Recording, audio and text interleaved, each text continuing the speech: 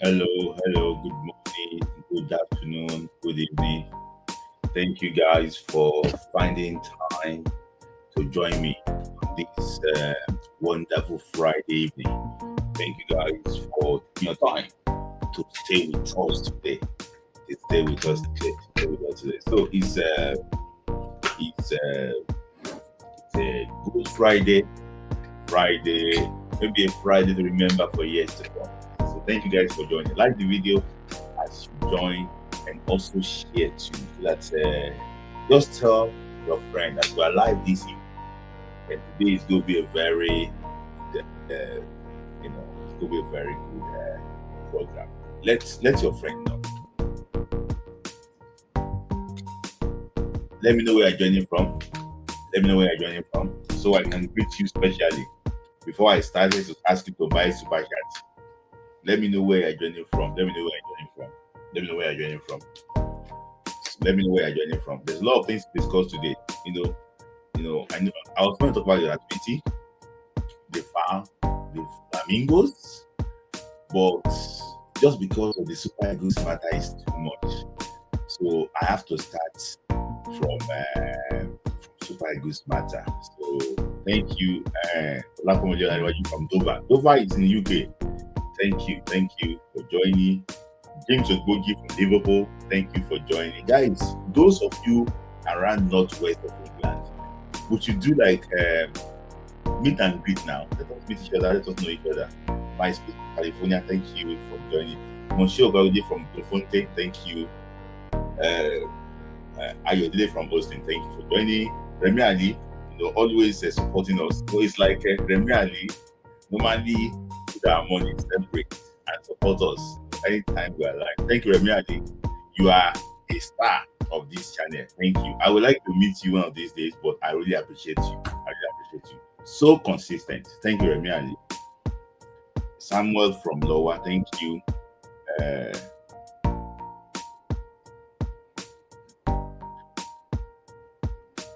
to York Ahmed from Kati, thank you. Who else again? My face from California. Segodi, my friend, how are you? How are you doing? So Ahmed from Kati, okay, thank you. So guys, I don't want to take too much time today. Um, somebody's watching from Gaza. Thank you, Oluwafemi from Ojudu Bega. Thank you, Oluwafemi, for joining from Ojudu Bega. Hope you are staying safe in that area. So, guys, watching from North Korea. Digital currency. Well done. Oh. Hope you are staying safe too in North Korea. So, that is that. So, Victor from Canada, thank you for joining. And Anthony Victor from Canada, thank you for joining, guys. I was going to talk about Bamayi and 20. I don't want Monso Gumbade super chat. This is for SA draw. Okay, thank you. So Monso is celebrating South African draw. Thank you, thank you. Yeah, all of us. Yeah. More people should celebrate South African draw. So thank you, Monso Gumbade. Thank you. This is thank you for your love. Thank you for your love. Remy Ali too. Thank you for your love. Thank you.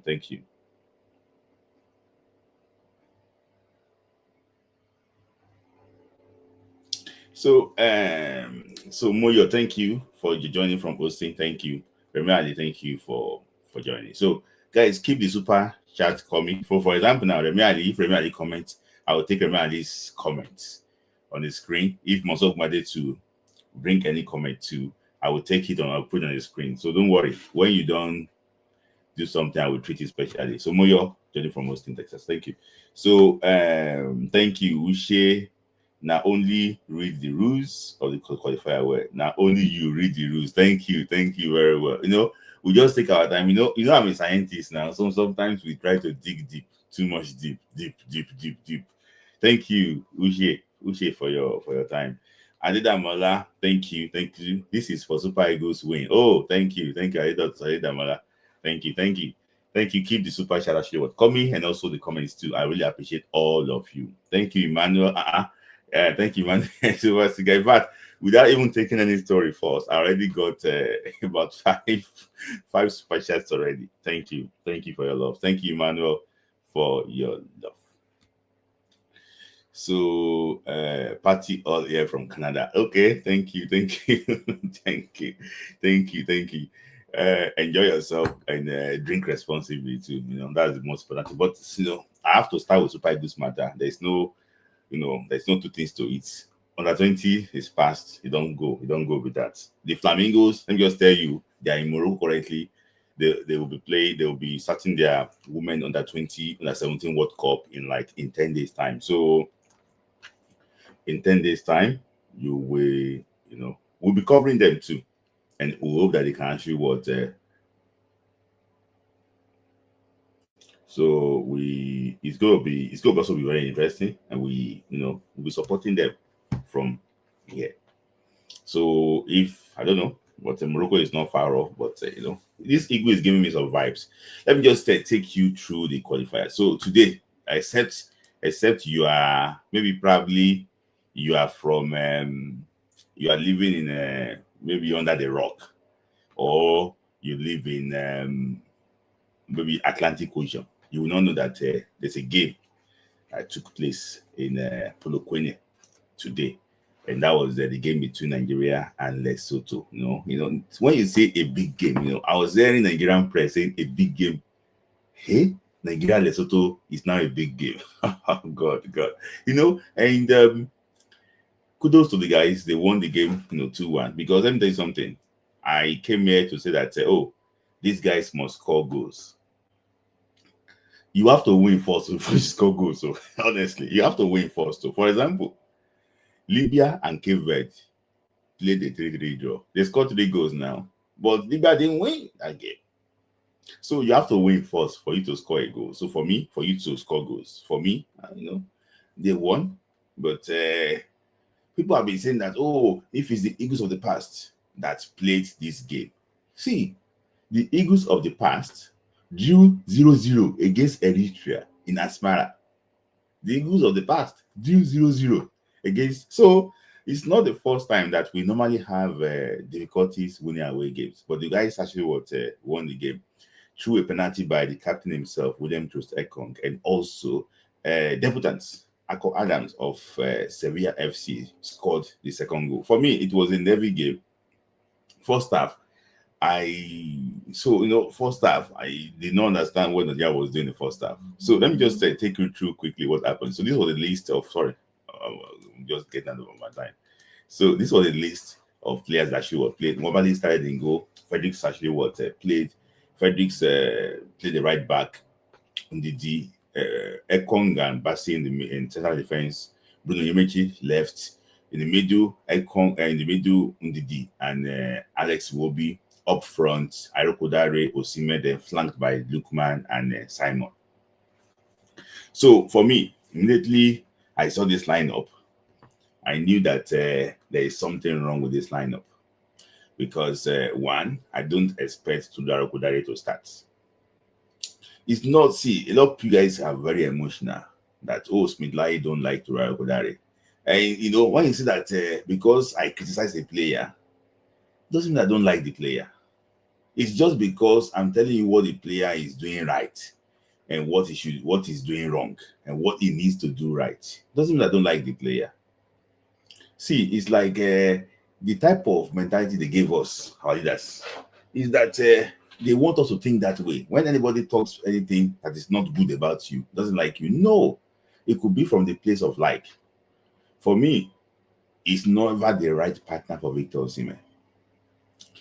One, his link-up play was horrible. I said it before against Zimbabwe. It was one of the major reasons why we're in this situation, why we did against Zimbabwe. It was one of the major reasons. You are very tall, big player. Come on. Just not the ball, like taller than them. Ball is coming.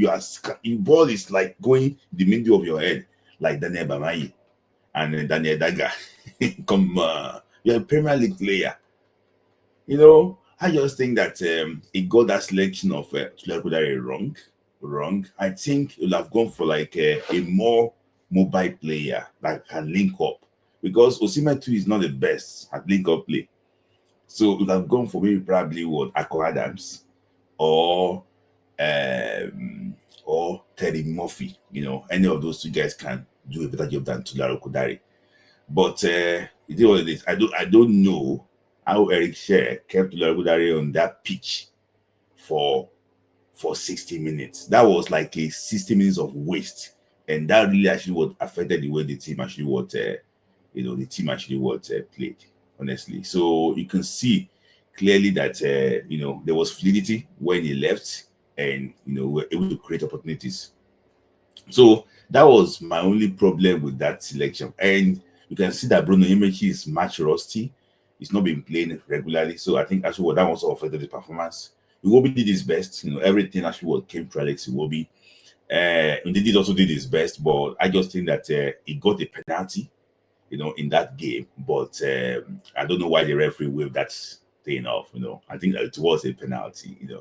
But maybe because he gave us a penalty first. So African referee now, they like to balance things out. He gave us the penalty first. So if he's giving the second penalty, they might, oh, he's suspicious. I think that was the reason why he didn't give that. But that was a penalty. So with Osimhen, running too much pressure, Lookman got booked. For me, I was disappointed with Lookman today. And I will tell you the reason why. Come on, you are one of the leaders in this team. You are on a yellow card. Calm down.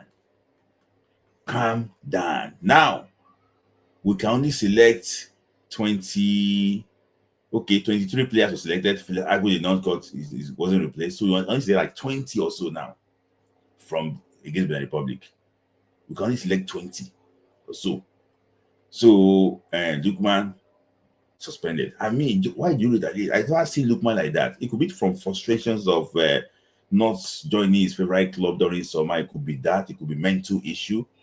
21 players. It could be mental issue. But for me, I just think that, come on, you are one of the biggest players in this team. This team might probably would need you in Uyo. Why are you doing that? But it is what it is. So it's going to be missing the game in Uyo. I don't know, maybe that one will open opportunity for Samuel Chukwueze to actually to come straight to the starting 11. So that is that, about the team up front. Osimhen worked hard, motivated the team. I like that. And towards the end of the game, Eric changed to a back 5-6-10. The issue is this. I normally say some few things. Sometimes these guys might kill you if you are not careful. Nwabali is like probably one of the most experienced, it's like, the first choice goalkeeper. What on earth is Stanley Nwabali doing to drop that ball? That's why I posted something earlier that this guy they need to investigate him. Come on. It's like he did two things that would have given us, that would have ended the Nigeria World Cup hopes. And I can tell you, I'm saying this thing. I'm not accusing him of anything. No. Even if there's any financial gain for him, I'm not saying anything. No, don't get me wrong. Go towards what he did today. If there's any financial gain for him towards what he was trying to do today, maybe some of his boys don't do some few things. Say, okay, we want to please them. If there's any financial gain towards him, I can tell you that he will never be popular in Nigeria again.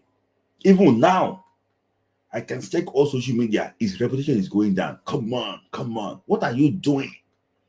The same thing. I don't know, maybe he played yellow card. What's it called? Against Rwanda. He was beating people up. Somebody need to call this guy and question him.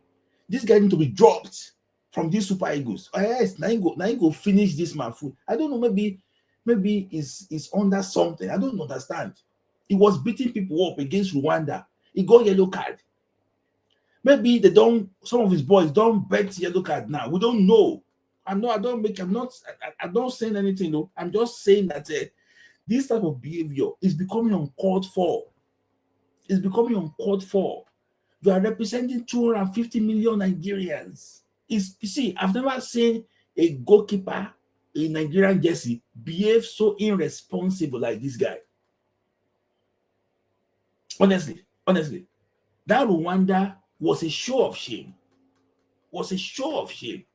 And this year I was like, mistake, you're dropping the ball easily, mistake, like He was saying Semi Ajayi should leave the ball. As oh my days, and was blaming Semi Ajayi.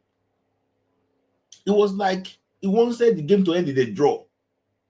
Oh my days. So for me, because we don't have players to replace this guy, that's the reason why we're going to continue to use this guy. But this guy needs to be dropped because you cannot trust this guy in Uyo now. You cannot trust him in Uyo. You cannot trust him in Uyo. You cannot. You cannot trust this guy again. Like, you just need to see. Maybe Amas or Basude will just come in and anything will happen. It happens. We this guy is national team base. Should be numbered. I've never seen who is talking to him. I don't know.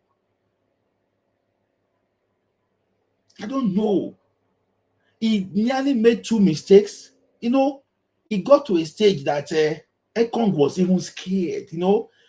Ekong too. They won the ball. Ekong was in control of the ball. The guy pressed him and won the ball off him. He was getting tired towards the end. I don't see Ekong play 90 minutes against the Republic, or else we're going to be in trouble. So, Nwabali, for me, if I'm to do player rating today, it's called 0/10. 0/10. Says I'm emotional. It's called 0/10 because that is so irresponsible. It's called 0/10. 0/10.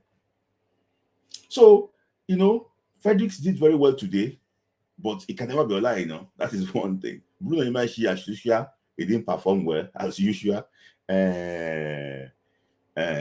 This guy, what's he called?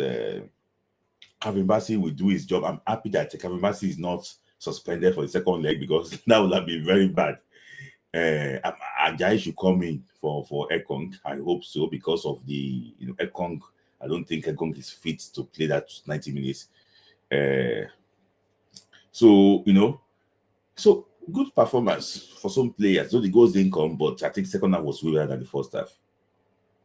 So Eric Shell. People have said, oh yeah, see, the issue is this. Sometimes when you overthink situations, you make mistake. He made mistake with Arokodare. I think Arokodare was doing well in training. That's why he started. But he knew that, he kept on instructing him to stay some places. He wasn't doing what he wanted. Not. I think, for me, I don't know. I hope Arokodare is okay. I hope Arokodare is okay. Because I don't want to open my mouth here and say some few things. I hope it's okay. Based on, I hope he's okay. Then if he's not mentally with the Super Eagles camp, he just carry his load and go back to Wolves. Abba now Smith 0/10, 2 H for Nwabali. So what should I give Nwabali? Should I give Nwabali -5? I just am not saying that 0/10. No, I'm just being emotional about that. I have to be honest with you on that, but maybe probably 2 out of 10. It's gonna be fair for him. 2 out of 10 is fair for him. But if that second goal enter, my brother, it will be -5/10. -5/10.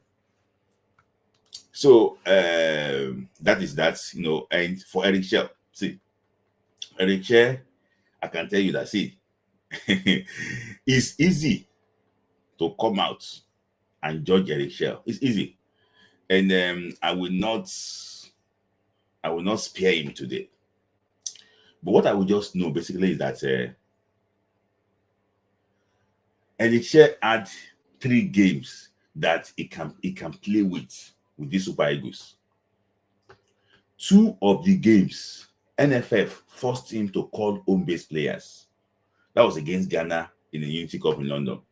The home-based players, who they used to go sell. In fact, one of the home-based players now is in Iraq. He's in Iraq playing football in Iraq. One of them is in Tunisia. Abi, is it Algeria and Tunisia? One of them are, that is how they are. They are scattered. They cannot. In fact, one of them is in Slovenia. You can't even call them for Super Eagles again. So that Unity Cup that the guy should use to try out some new players like Fredericks, he didn't have the chance to try out those type of players. So all the games that Eric Shell coached for Nigeria, he has been under pressure right from the first game. So it's difficult for him to try what he wants to try. But still, if you have stayed 10 months with this team, at least you should have an idea. You should have an idea of how this team plays. But it shows that it doesn't really understand some of the quality of these guys, honestly. It's like he's thinking these guys are Messi and Ronaldo. Come on. They don't be Messi and Ronaldo. Some of these guys doesn't have legs again. So he needs to know these guys, know their ability, know their limitation, and know exactly where you can push them. So that is my take, on Eric Schell. And towards the end of the game, Eric Schell changed to a five-back system. I think was it a five-back? A five-back system. I won't say, and it has to do with, I'm saying this, it has to do with what they are telling him. The reason why it changed based on what I'm hearing is that, okay, he wants to win the game. And he didn't want to. Six back, thank you. He wants to win the game. He didn't want to concede the game. Because suddenly, from nothing, from a useless corner, Lesotho started dominating Nigeria. Hey, from a useless Nwabali's mistake. They said, let me tell you something there. Eric Schell is having PTSD. Some of you don't know that. Eric Schell is having what? PTSD from that Zimbabwe game. He's having serious PTSD from that Zimbabwe game. That these guys cannot defend. If the game ended 2-2, do you think we will come here and be talking? Hope, down. If it ended 2-2, Nigeria is going to be on 12 points. Hope, justice, done. No. 2-2. There's no way. We're going to be on 12 points. South Africa is going to be on 15 points. But going to be on 17 points. Then it's second place, 0. It's not possible. But a win still put Nigeria somewhere. So it was like, I have to protect this win. If I don't protect this win, it's going to be very hard for these boys. Because that's it. So for me, I just think that the problem with him was just that he wanted to actually to sustain, to maintain that scoreline. And that's the major reason why I think he actually was what's it called? That's the reason why he actually was trying to go for that 6-back. So I hope that when he finds time to stay with the team before AFCON, you'll be able to understand these boys very well. But for me, I won't lie to you, these Super Eagles need new players. Some players in these Super Eagles they cannot fly again. These Super Eagles need new player. Honestly, you can see Simon dicing around in the defense, trying to score. It was blocked and think, oh my days, these Super Eagles need new players. So now, what is the implication of the draw? So the implication of the draw is that if you want to take your comments, I come that way, Super Chat, I will take it. Look at the screen. So Charles said that, sorry, I know the one that said Super Chat. Charles said that, yes, ever since that Zimbabwe game, the man has been overthinking. I think he instructed Fredericks not to overlap. Yeah, I agree with you, Charles. Now we need to beat Benin, like two. Yes. Let's look at the permutation. You know me, I like to do calculator. I like calculator very well. See, this is my calculator. Where's my calculator? Let's say South African people don't steal my calculator. I kept it somewhere now. Where's my calculator? Let's say these South African people don't take my calculator. So this is the group standings now. Nigeria on 14 points. Benin Republic 17 points, South Africa 15 points. Nigeria and South Africa, they now have the same goals difference. So +3.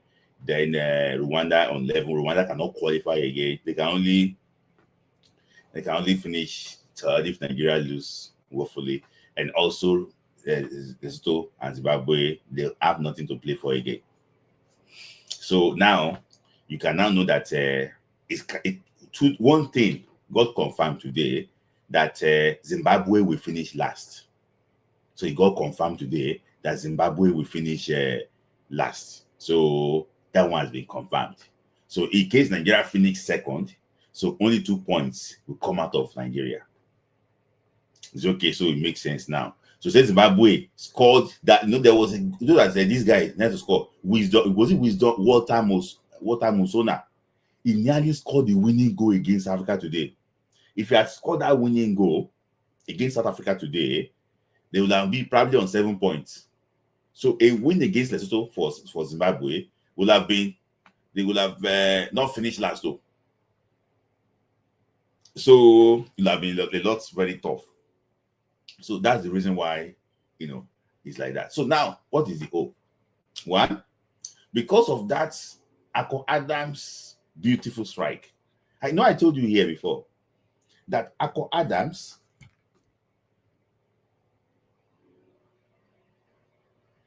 I told you here before that Akko Adams is different from all the strikers we have.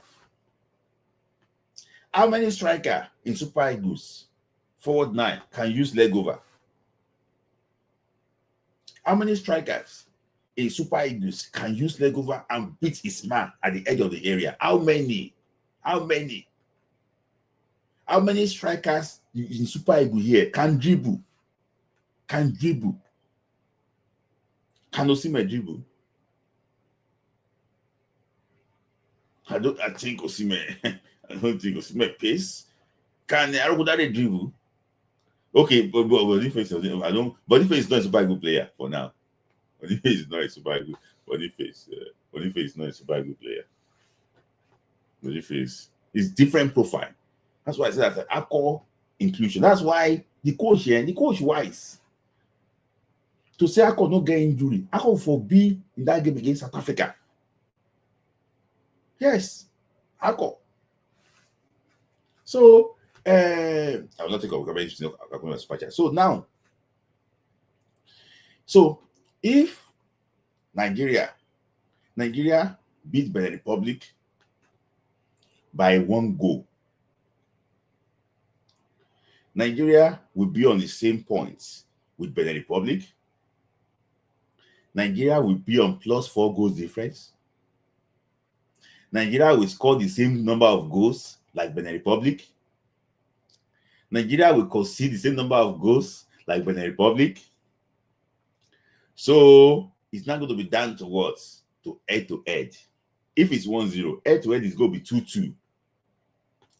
So if they are done with all those things, they will now check your results against the last team in the group. They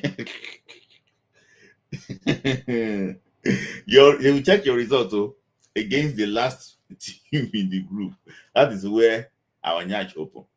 But any margin that is more than what? That is more than a goal will take Nigeria to at least second place finish. At least second place finish.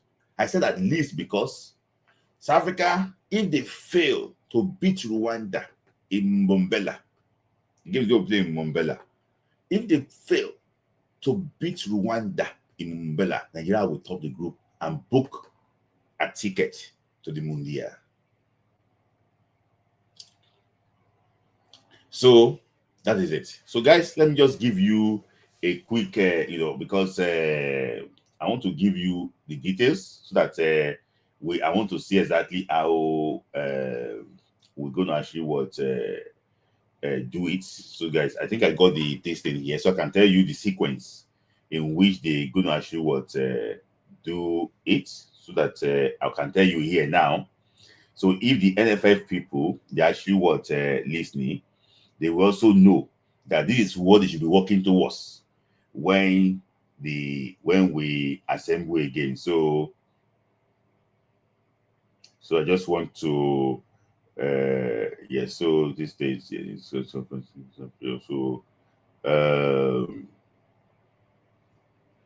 So I'm going to go into that one later. AB, be quiet. Okay, be quiet. So guys, put guys super chat, super chat. I like to ask of super chat, super chat, super chat if you want to join. So let me just look at the tiebreakers quickly. So they will use the point first. Greatest goals differential. If it's 1-0, it's going to be the same. Most goals scored. We're going to score 12 goals. You check that one. Most goals scored. So it's not that greatest game of points obtained in all matches among the concerned teams. Greatest goals difference. Okay. Then they will now look at okay, they look at away goals. Sorry. I think that the away goals is Nigeria scored in Ivory Coast. So I think that away goal will take Benin Republic out. That's when we take Benin Republic out. So after that, they can now check what's it called, yellow cards. So if they can separate us with yellow card, it's going to be what? Drawing of lots. So that's what they will do. So Nigeria needs to beat Benin Republic by more than one goal to save us from all this headache. And I can tell you the reason why. Because of what I'm going to show you next. South Africa, I saw their game today. In fact, I even watched the South African game more than our game. What I can tell you about the South African game is that the 3 points, I can see the 3 points playing in their heads that they lost against Lesotho. So that one is really affecting the South African boys. They play against a Rwandan team that are very solid well defensively. You know, the reason why Benin Republic scored today was because Rwanda was going for the victory. Well, they needed to win. So, and Rwanda is not a team that can attack very well. So they're going to open up. That's what it's called. So against South Africa, it's going to be more difficult, condensed, this thing, you know. And I think that if they're not careful, they can be in trouble. But Nigeria need to do the job and see exactly if we can actually qualify for the World Cup. So now, what is now the implication of all these things? I'm going to start bringing people on now very soon because I don't want to take too much time here. So look at Group A. You know, Group A, they are already on match day 9. So Djibouti is the whipping team in the group. And so Egypt already booked their place and they have qualified for the World Cup officially as the 4th African team. Burkina Faso 2nd. So now, Burkina Faso being 2nd, because Burkina Faso gained 6 points against Djibouti, and they also had +9 goals difference. So Burkina Faso is going to be what? It's going to be on +4. So if you compare Nigeria on +3 now, because it's like Nigeria and Burkina Faso, they are the same points. Burkina Faso is on +3, is on +4. We are on +3. If they played their last game at home against Ethiopia, so they can want to score 2 or 3 goals there. That is where the problem lies. So we need to beat the Republic very well if we won't want to stand a chance of qualifying. I think by 3-0. So that's that. So in what about in Group 2? There's DR Congo. I was praying DR Congo will not beat Togo in Lomé, but they did. Just a simple mistake by Togo. They did. So now DR Congo is on like 13 points. So 13 points is a point. I think they're already a point ahead of Nigeria in the qualifying. So they owe Sudan in the last game. They need to beat Sudan. If they beat Sudan, they will go out the playoff, at least the playoff. So Group C. So Group D now. Group D is about Cape Verde and Cameroon. Cameroon, for me, I think Cameroon just need to do the business. They need a draw against Angola in Yaoundé to qualify for the playoff. If they win, they can even top the group if Cape Verde did not beat Eswatini in the last game.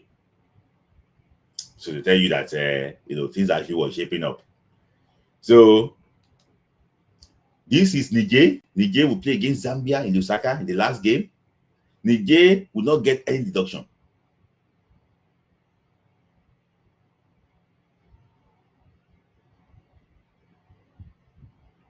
So that is actually what is going to be the sole deduction in Niger. So that means that Niger point stays that way.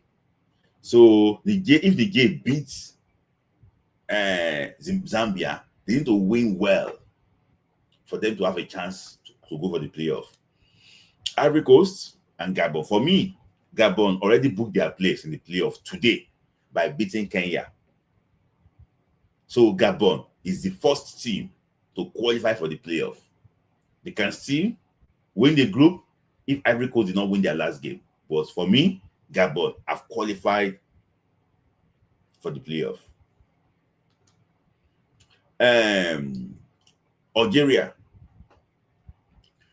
Uganda won a difficult game against Botswana in Francistan. So, in my own opinion, I think they now need to go and beat Algeria in Algiers. Can they do that? Stuff. So Tunisia, Namibia, none of them here we qualify. None of them here who actually we qualify for the playoff. None of them will qualify for the playoff here. So Madagascar, we need to get the results in Bamako against Mali. At least a win, a draw will not favor Madagascar. So that is that. So the playoff now, you can see that Gabon booked their place in the playoff already. Madagascar, not yet. They need a win against Mali. DR Congo need to beat Sudan. Burkina Faso needs to beat Ethiopia. Cameroon needs at least a draw against Eswatini. Uganda need to beat Algeria in Algiers. Namibia cannot qualify. I'm sorry about that because they got 6 points against Sao Tome and Principe. So 6 points from this is going to be 9 points. 9 points is too small to go to the playoff, even if they win their last game. And South Africa is also here too. South Africa needs to beat. So South Africa needs to actually South Africa needs to beat. What's it called? They need to beat Rwanda to qualify for the playoff. While Niger need to beat Zambia to qualify. See, let me tell you something. If Nigeria beats Benin Republic by 3 goals, Benin Republic will go from first to third. If South Africa beats Rwanda, South Africa will go to first from second. So Benin Republic can still not qualify, but their job is a lot easier. They need a draw, at least a draw in Uyo. At least a draw in Uyo. I will not say more than that. So Zimbabwe, I don't know why they played so hard like that. See, let me tell you something. I don't know. South Africans, why are they complaining? When Zimbabwe came to Uyo,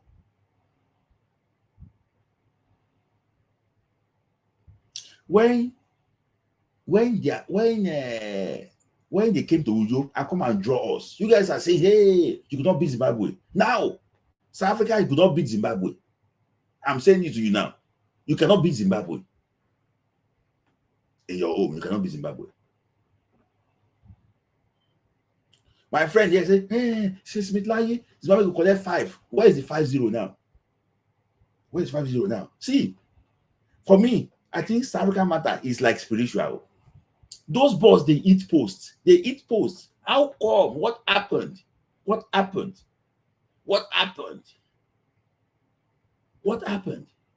So, guys, Tuesday is the final qualifying day. So I didn't go to Sport Grinders Super Chat. So I think apologies. Sorry. So Sport Grinders, apologies. I didn't take that. I missed that. I was so carried away. Apologies for that. This Benin victory and SA draw may work to our favor. Yes, I know anything Sport Grinder say night like this now. I agree. Because I normally like people that are, intellect, anything all that says, fantastic. He normally do his own work. I like that. This means that SA will have to come out against Rwanda. Rwanda is a dangerous side to attack. Yeah, I agree with you. I agree with you. I agree with you. I agree with you. So guys, keep the super chat coming. We're going to take your comments. So Nigeria draw. Are you celebrating the win? Are you celebrating the win or not? Let me know.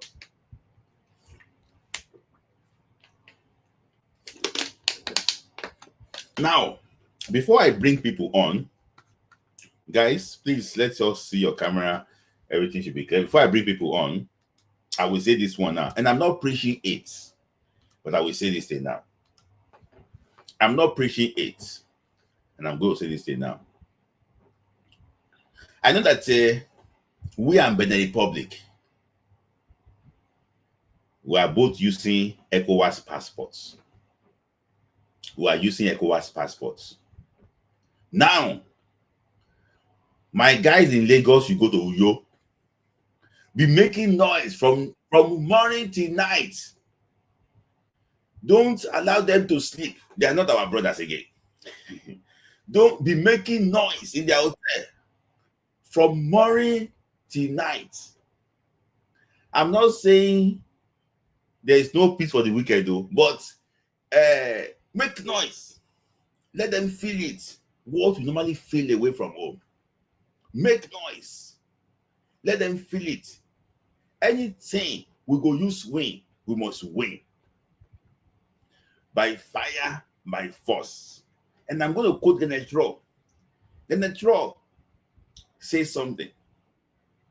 He said that the game that will determine who will go to the World Cup, he said, is the game between Nigeria and Benin Republic in the final game. He said it over a year ago. It's like, he said that pounded yam of 20 years is still hot till today. If you know the proverb, he said that, I don't know how to say it in English, but some of you understand that language. So, this guy too also said something. Ugo Bruce, he said that Nigeria will help them qualify for the World Cup. So, Nigeria is now the man in the middle. But I have saw a lot of people actually waiting, from Sport Grants to Chris, so Michael, Rock, and Sonopi. S-Code is also actually here today. Let me just take this super chat before I bring people on. James Ogbogi said that what will Nigeria need is what will Nigeria and need to do beat Benin? So Nigeria just need to beat Benin by. For me, I think we should see the issue is this. So the referee, because sometimes all these non-African referee, the non-African referee they brought for Zimbabwe against Africa, nine finish Africa. So see that Eritrean referee now them bring, you go look for penalty. But these North Africans they know they care. I beg go. They should not bring North African referee for Benin Republic. Go. They should go and bring somebody from maybe Ghana, Ivory Coast to come and blow that game. Well, let's see what will happen. But then we pack the bus. I know that. And I probably pack the bus, but we beat it. So we start from Sport Ghana. Sport Ghana, thank you for your time. Let me just remove this one. Thank you for your time. Thank you for joining. Sorry, one sec. No worries. Chris too. Yeah. So let me just hear from you your thoughts. Then I'm asking questions. Then Yeah. Well, today was very tense. We're gonna see ×2 on Tuesday. Like it's gonna be pressure cooker. But I think with South Africa's draw, I like that Benin has the edge now, because if Benin had drawn, whether they're coming out to attack us or not or anything, like Rwanda may not play that game very relaxed. They may want to attack from the beginning. But right now, Rwanda doesn't have anything to play, so they're going to be relaxed. Now, South Africa, from the blast of that match, the two people that will be wanting to win, South Africa and Nigeria. South Africa will be going crazy to look for goals. Mm-hmm. Rwanda can hit you easily. Rwanda can stretch you. And Zimbabwe can use the ball, but I think in a short window like this, Rwanda know how to use the ball a little bit better. Like they know how to pass the ball and carve you open You Yeah. know, when you're not really sitting, if you're sitting back, Rwanda is clueless on what to do. But when you Yes. start pressing them, Yeah. they know how to find that space. Yes. Whether they'll convert it is a different thing. So I like Mm-hmm. the fact that South Africa is going to be looking for a win from the get go. Now Mm-hmm. Benin will be playing on the watch, like Mm-hmm. they'll be playing listening. Like you always see them going to their bench, like calm down, calm Yeah. down. Yeah. South Africa never they win. South Africa know they win. They still draw. But the Mm-hmm. moment they hear South Africa score, Benin will come out. If we're still drawing, Benin must come out, and that's when we're going to hurt them. Now, whatever happens, I don't even know whether it even benefits Nigeria. Whatever happens, because if South Africa scores, we're not going to the World Cup. If they draw and Benin is like the best outcome is South Africa drawing for long spells in that game, getting tense, and maybe we'll find a goal somehow and score against Yes. Benin Republic. Yeah. But I watched Steve Munier today and I watched Ekong. Munier is going to eat Ekong raw I think on, on, on I think Tuesday. Abasi will beat you want to undo Ekong. Nah, nah. Yeah, I think they play with one striker. I think Ekong will try to clean the mess. And just like the way he did it to you, you know, Yeah, uh, yes, just push somebody with him. And the issue with Benin Republic that I know is that people say, "Oh, a government tactics against Benin Republic in New York," is because they made mistake. They used to make mistake at the back. All those small mistake, all these they didn't make to deal. So, but they make no because one they press them that well. See, the guy, there's one guy called in the midfield. It's called the third goal against Lesotho. The shot from that guy. It's also a Nigerian boy too. In their midfield, he got injured. That was bad. Yes, it's bad. It's bad. is it the guy for Gostepe? No, Junior no, that Lighter. was Oh, not no. travel. Yeah. That was travel. Did they Okay, align yeah, job? he didn't travel. Okay. Yeah. So before I want to ask you one question because you like really wanted to ask. I want to ask you this question before I go to Chris. What's your take on Stanley Wabale? Me and my friend we exchanged messages today. He's like, at first when Stanley slowed the game down, he took his time to go pick up a ball. Mm-hmm. My boy was like, make me watch Stabali. Then when Wambali would get the ball and we want a Lesotho player to almost close him down before he kicks it out. I'm like, what is wrong with this guy? Is this guy crazy or something? Then Mm-hmm. when he made that mistake, like that was a clear ball to not. Yeah, I know Akko was a little bit in front of you, but a good goalkeeper will anticipate the flight of the ball, and no matter what happens, if the ball doesn't change directory, your hands should be there to grab it. Whether there are two people right there in front of you, you should aim the ball, put your hand there. Whether a head goes or a head goes away from you, you must catch it. You But must catch it. But when you he see, dropped it. but for me, I think when you see scenarios like that you are not really sure of what will happen, of what's around you, you punch the ball. Is it? Even Yeah, you try like just punch the ball and get it away. But for me, that's why I say that if I don't know if this guy play against the Republic, it might be. You see, God forbid, it might be the new God will do. like Charles should know that this is it for him. Like this Benin match is the game. They should not be favorites. I Mm-hmm. don't. Yeah. Well, who do we have for Wambale? At this point, I would trust Adele yourself. Mm-hmm. Mm-hmm. I'll likely just ride with Adele and like let me just go with this devil I don't know or something, Yeah. or And this angel I don't know. Yeah, yeah. if he mess up, he mess up. But Wambali is giving vibes of I won't concede, I won't concede, I won't fail Yes. match. Yes, Yes. Like maybe maybe his boys don't play both team to score. I don't know, but it could be. It could be because I won't lie to you. That's lack that of one of him and Ajayi, like yes. What was it nobody thinking? makes that mistake there. You Like don't. You what was just it thinking? Like I don't understand. So man. I'll ask you this question before I go to this. I'll let you go. Sports grinder. Burkina Faso against Ethiopia is on the 12th. 2 days before our game.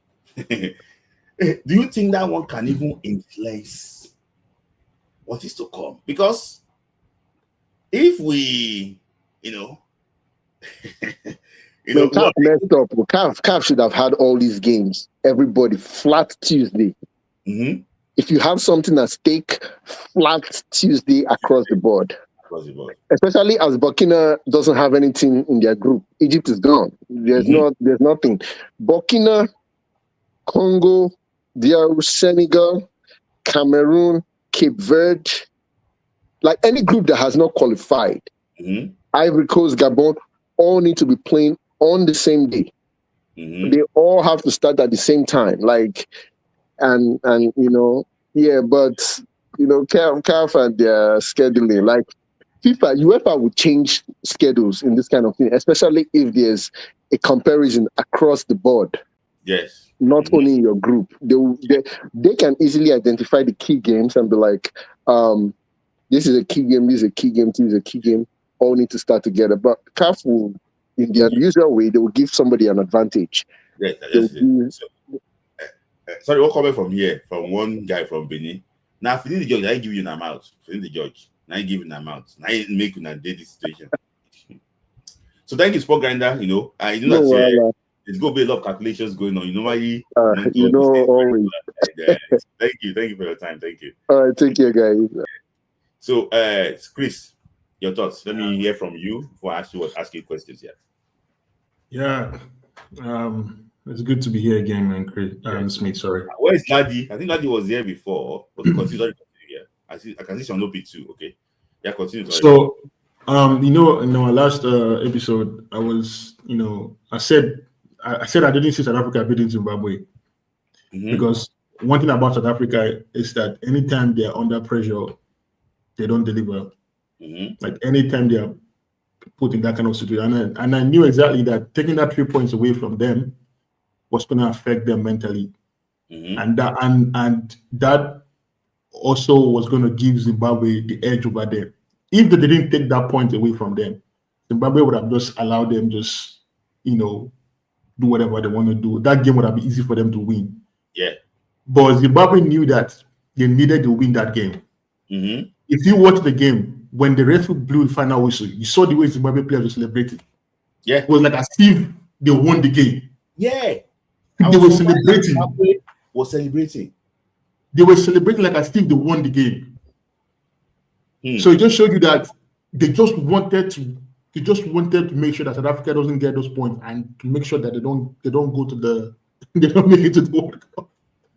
So, but I think for me, this game was the game for them, South Africa.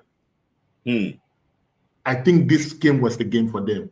And I think they knew it, that they needed to win this game. And then when they go play Rwanda, they can afford to draw that game.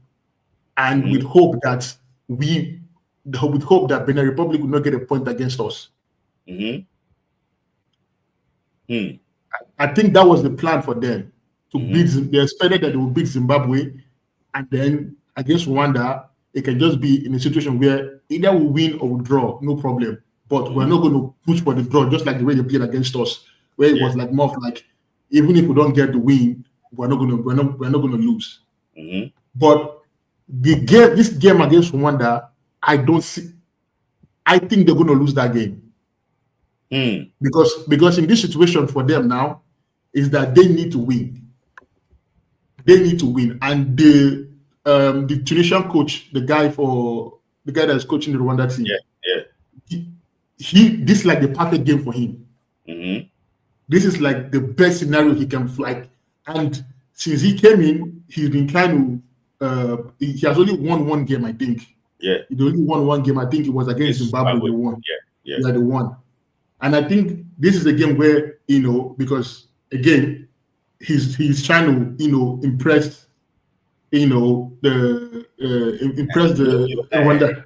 Chris, what they're saying is that Zimbabwe coach wants to get a job in the PSL. That's the reason why he wants to get a job in the African League. That's the reason why he's showing himself. So, I don't know, but But I don't think it's that. I think it's more about national pride for National Zimbabwe pride, because yeah, I think so. because a lot of times South Africans have always looked down on them. Yes. They've always looked down on them, always seen them as that the lesser people. Like always, there have not been good remarks towards them, and that was the reason why they celebrated like that when they blew the final whistle. It was like as if they booked their ticket to the World Cup. So it's like they wanted them to feel how they used to feel when South Africa, the way South Africa treat them. I think that's what they just wanted South Africans to feel. Exactly. And I think best real for they play in AFCON too in Morocco. I think I would like to go and watch that game. yeah. So I think for South Africa right now, I really don't see them making it to the World Cup. Like, I'm sorry to you guys. If the South Africa watching this thing, I'm really sorry for you guys. You guys were so cocky and arrogant for no reason. Like, you guys were talking like as if, like after the game against Lesotho, you guys were talking like as if you already had a ticket to the World Cup. When people were telling you guys about the 3 points, you guys were telling people to shut up, that they are talking nonsense. You guys were just being so arrogant for no reason. Even the teams, Morocco, that already had, maximum point, were not even sounding the way you guys were sounding. I remember the game we already played against them, our game against them, and the news about Osimhen was injured, and they all flooded the comment section saying that Osimhen was running from South Africa. Like, you guys were just being like too loud for no reason, and that's the reason why you guys are not going to make it to the World Cup. And that's the reason why you guys will not make it to the World Cup. You're not going to make it to the World Cup. And let me tell you something. When I saw that Zimbabwe against Africa, and I will tell you, I see a team fighting against destiny. That the game is just written there that they will not win that game.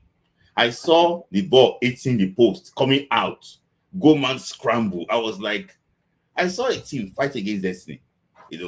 I saw the Umbokazi boy that they gave red card finally. Yeah, I saw the linesman had to come in to stop him because he was like, bro. And this is one thing I want to bring up also.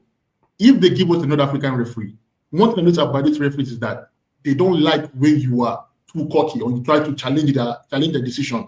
If the referee, that game we're going to play against Benin Republic, if it's another African referee, if the referee says this, don't argue with him, just go. Just move. Yeah, for me, if it was not African referee that gave us against Lesotho, I think we would have got like 2 penalties. Definitely. I think definitely. So that referee was not to be biased. Yes. So Chris, that was you have been following this day, for a very long time, and you have been you said it that Zimbabwe will do something against Africa, and you did. I have to give you flowers for that. Somebody say you are 100% right. Yes. So thank you, Chris, for that contribution. Love was still waiting. I will see if you are still there. I see you waiting behind. No, I'm here tonight, bro. I'm here. Okay. All right. Yes, thank you. So I have a Rock Boy. Is it not Rock Boy? Sorry, I'm wearing is the Rock Boy guy. So I have Rock Ward and Shonopi together, and also have S-Code and Michael. So I'm going to bring Rock Boy and Shonopi first. Then Michael and S-Code will come. So I know that S-Code is already jotted a lot of things to write down, to talk, because he's a professor. So Rock Ward. I hope your camera is clear, and Shonopi, my professor. Always with that academic glasses. Rock Ward. Your thoughts. Rock Ward. Yes. I greet you. I greet you too. Yeah. Like, what did I just watch? What kind of football did I just watch? Like, the whole stuff was just I would say it was an eyesore. It was an eyesore, notwithstanding we won. Yeah. But it was just an eyesore. This was same Lesotho, everyone dispatched comfortably. South Africa dispatched.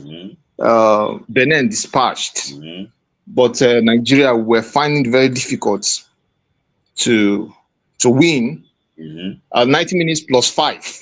I stood up like I was under pressure. Why should it be so? something is wrong with the football. This is not a coaching problem. It is a psychological problem. Yeah, I agree. Yes, it is a psychological problem and it is an administrative problem. Okay. Nwabali, like I can boldly say that Nwabali is a scam packaged. No, I think that's too harsh to call your number one. No. Nwabali is a scam.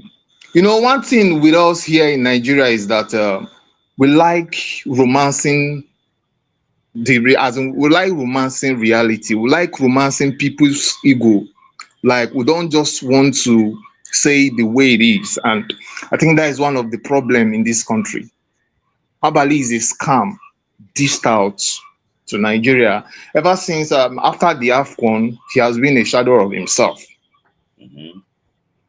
I didn't even see any special thing about Nwabali, even during the AFCON. He was just lucky because he was part of a team that played a low block. So, to the defense, I keep saying it. Bruno is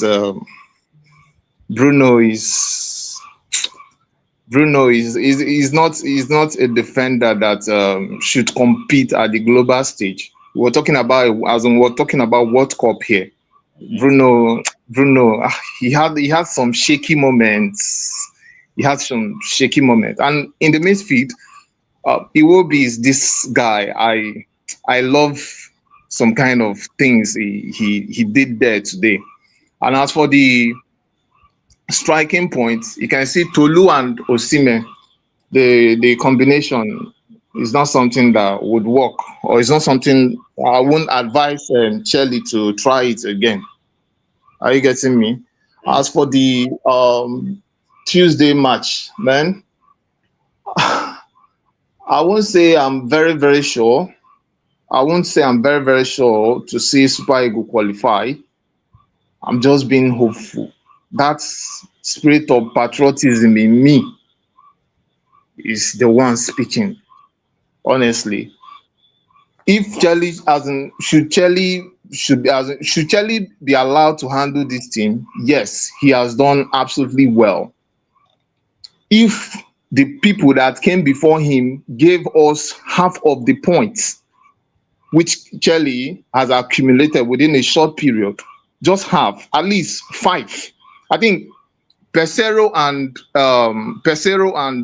Finidi, if at least they gave us, there are 2 joined together, they gave us at least 5 or even 3, we wouldn't have been here.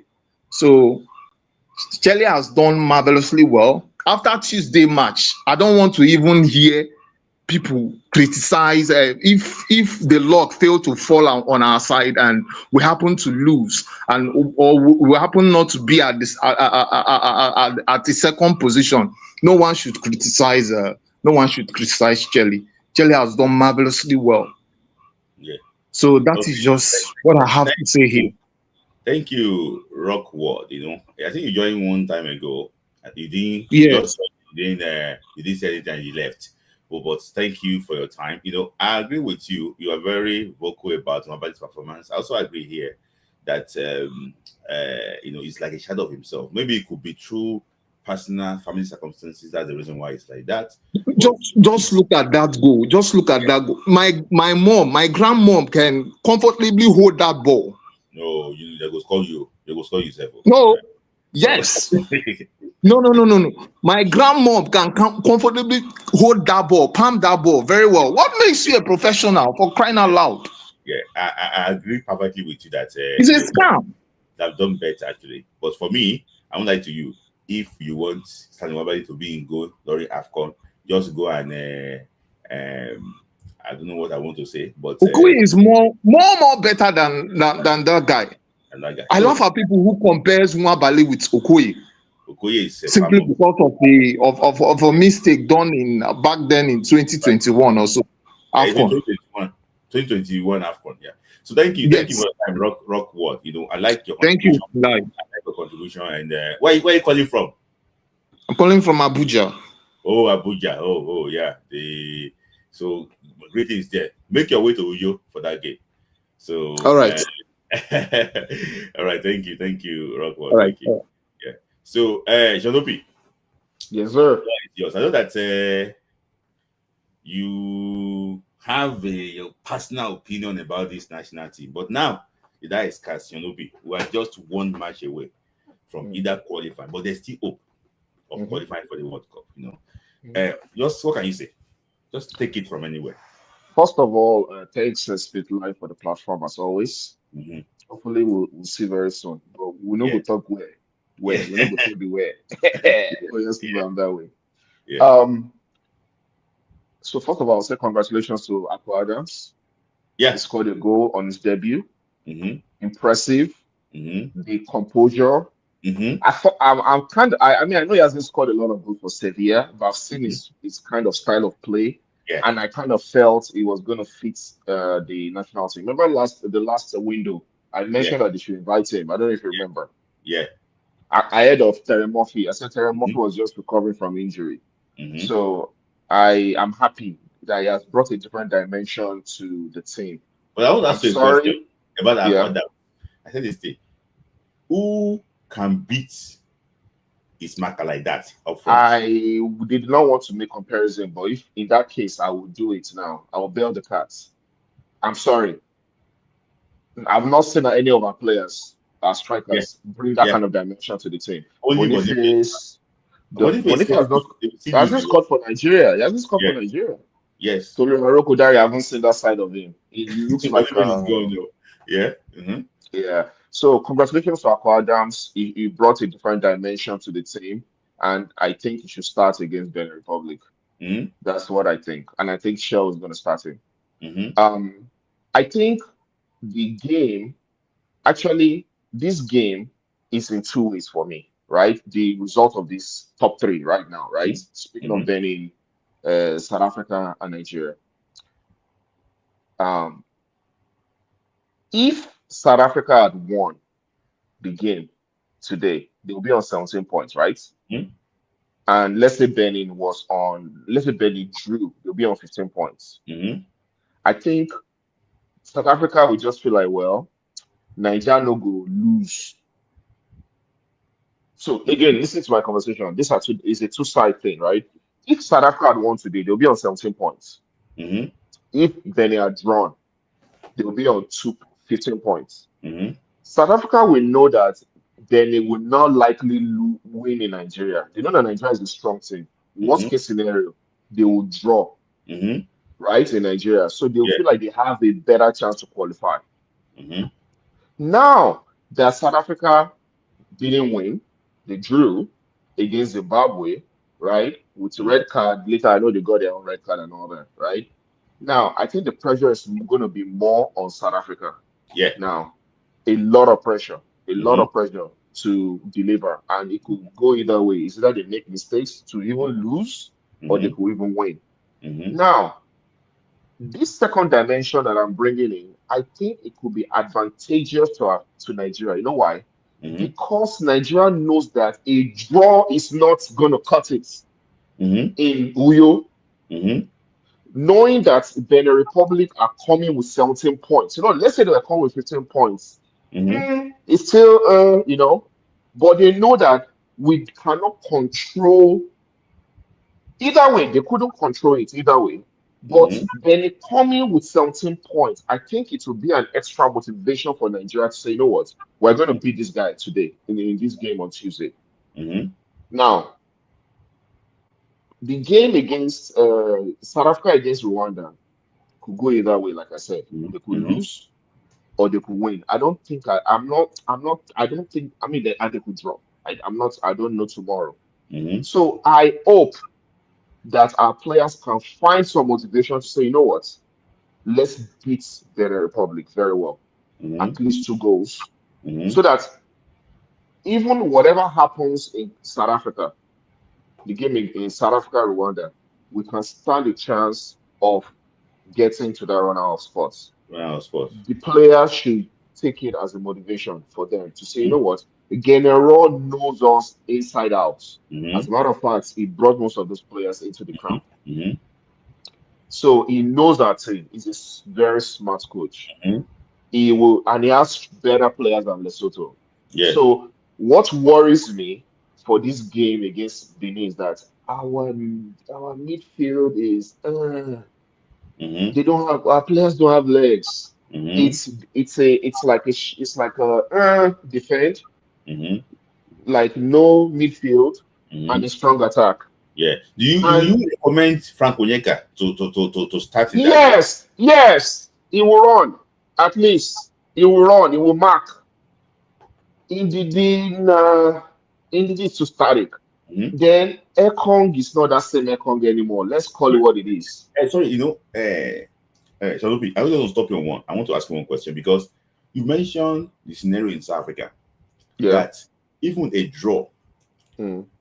for Benin Republic here Mm-hmm. take them over the line, even if Yeah, Saka It wins.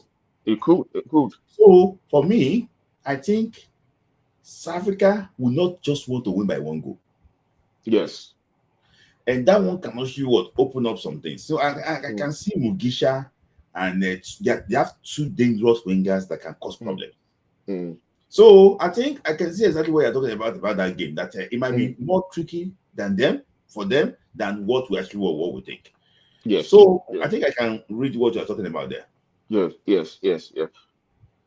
What we can do is what is in front of us. Is to see how we can beat Benin. However, I'm also a little bit weary about the fact that they say sometimes nemesis or karma. They say karma is a B, right? The way, and this is like an alternative fact or whatever. I'm a patriotic Nigerian. I hope it doesn't happen. Um, Guerrero wasn't, according to him, he wasn't treated well. Amaju Penny threw him under the bus. Amaju said, fans were complaining. He threw him under the bus. He got it. He let him go. We know how everything went. We didn't qualify for that World Cup in Qatar, even though we had bilateral relationship with Qatar and all that. All that didn't work. Now, this guy knows us inside out. I hope it's not going to be our nemesis, where he's going to qualify on Nigerian soil. Man, that would be so sweet for getting pro. And I think that's what he's hoping for. That these people that threw me under the bus, that they complained about me, they disgraced me, they sacked me. If I can qualify on the soil in Uyo, whew, that would be the sweetest thing. Remember when he won against us in Abidjan? See how his players they put him on their they lifted him and put him on their neck, right? He will be looking for something like that in Uyo, and I think in his mind you feel like I have what it takes to hurt these players, especially our weak line, defense, midfield, Ekong, Oyemachi. We have a lot of weak lines in that squad, and I think General will be feeling like I think I have a chance not to even draw. I may even beat them in Uyo. And the funniest thing is that he said he's happy that there's no official deal about you.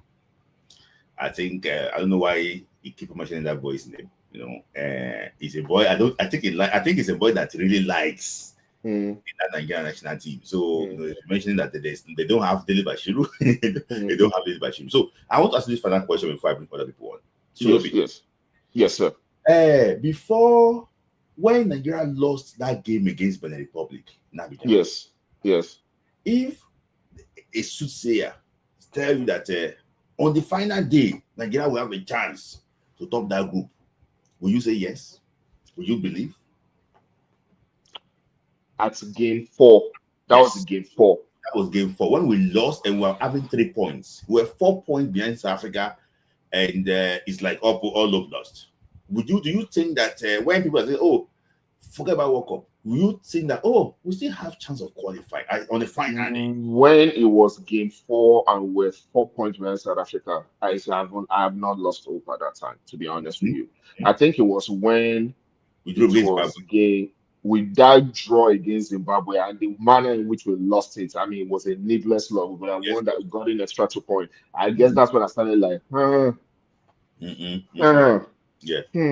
Yeah. But game 4, no, I still feel like we could get something Okay. out. We could Okay. get So, qualified. Yeah, this is like a very crazy group, but yeah, unfortunately, one thing happened today. Zimbabwe will finish last. That's what was yeah, confirmed today.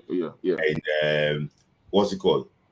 Lesotho can still finish fourth, but they cannot qualify for the World Cup again. And also, the one cannot qualify for the World Cup again. So only three teams can qualify: Nigeria, Benin Republic, or South Africa. I hope it's the people with the grey jersey. So Nigeria. So thank I you. I I I I I hope so too. I hope so too. And we can only be patriotic at this It's point. gonna be your state, so you want to see the team play in America. It's America is a very lovely place to come to when it comes to football. We have good memories there. The Yeah, World Cup is good with the next year. The Olympics is coming again, just 1 year yeah, after. So yeah, it's a lovely place to come and watch football. And those big, yeah. yeah, Big stadiums, them and well everything, organized organization, good big in their accommodation and everything. community, Yeah, black yeah, fans and yeah. things like Oh that. yeah, So oh yeah, oh yeah, oh I yeah. love that. I love that. Thank you, Jonopi, for your time. Thank you for your time. No problem. All Always good to see you, Smith right. Live. Thank you. Yeah. Yeah. Yes. So that's Jonopi. So I have Michael and S code. Call me. Code, are you giving code for bet or what? What is the code there? S code. Is it called? Are you want to give me sure win? Well, let me bring S code and Michael on. I have Ladi and Umbwenri together. Kola is here too. So I also bring Kola on too. So S code and Michael. So Michael, let me hear from you. So Hello, can you hear me? we can hear you clearly. Okay. I hope we don't lose Thank you today with your camera. Thank you for the opportunity. All right. The game is bittersweet, you Mhm. see. Wikipedia have updated the stuff. You can quickly check now. Okay. They have updated all the things we have been saying that some Nigerian news journalists cannot even do research on, and they were just making fool of themselves, saying rubbish. And the Elegbete now, I think he'll be biting his tongue because they don't. Sometimes see, I have to be honest with you, too, Michael. Some of the people in authority don't know this. Mm-hmm. I have to be honest with you. I don't want to mention names, but they don't know this. We have to have some conversation, but they don't know this. So that's why you see Eric here trying to defend that lead. Nobody will say that let's go with more goods. There need to be communication now to know exactly what Yeah, we do against the public. I Continue. think it is. I think it's somebody like you or IoT that should be singing to their head. And please let them know that Lukman will not play, because don't let it surprise you that they will put Lukman, even though his yellow cards are very close. They will Mhm. just put him. But that is by the way. Why I said it's bittersweet is because if we had finished that 2-0, statistically we will have been on the same goals with Burkina Faso. Burkina And Faso. if it was 3-0, then we will be number 5 on the log if we put ourselves in that shoe. So that is why it's a bit painful for me. And this week was somehow, this is the first time I'm watching games from other group. I didn't watch following. And the game that pained me most, I watched that one first half, was Togo and Congo. Gabon. The defender just wanted to pass, made a mistake. Makumba be waiting be name. We Immediately, lost him bam. again today. And I don't know, you maybe see, because that game I think was we lost draw him now. again. And I'm trying to enjoy that story was trying to bring out. Can you hear I me? think we lost him again. Can you hear me? Okay. Can you hear me now? We can hear you now. We can hear you now. Come, yeah. Continue. I said, the why it's painful is because the defender made mistake and Makamba just hit it once, and that was painful to me, because if that game had been drawn now, we would have left them. We will go above them. Well, when I saw the lineup today, I said I would not agree with Smith. I think this kind of game we should go with 4-3-3. Just tell the Lookman, Simon and Osime, just press those back five. They will make mistake. They will give you ball, just score. So that midfield is balanced, and Mm-hmm. Iwobi can join them. Mm. Can you hear me? Yeah, we can hear you. Just say yeah. Hey, can you hear me? Yeah, we can hear you. Just that we cannot see you. I don't know why this is happening. Okay. I think NEPA took right. Eh? Yeah, we can hear you. Okay, I'll just finish it. I don't know why this is Okay, happening just again. finish it quickly. Yeah.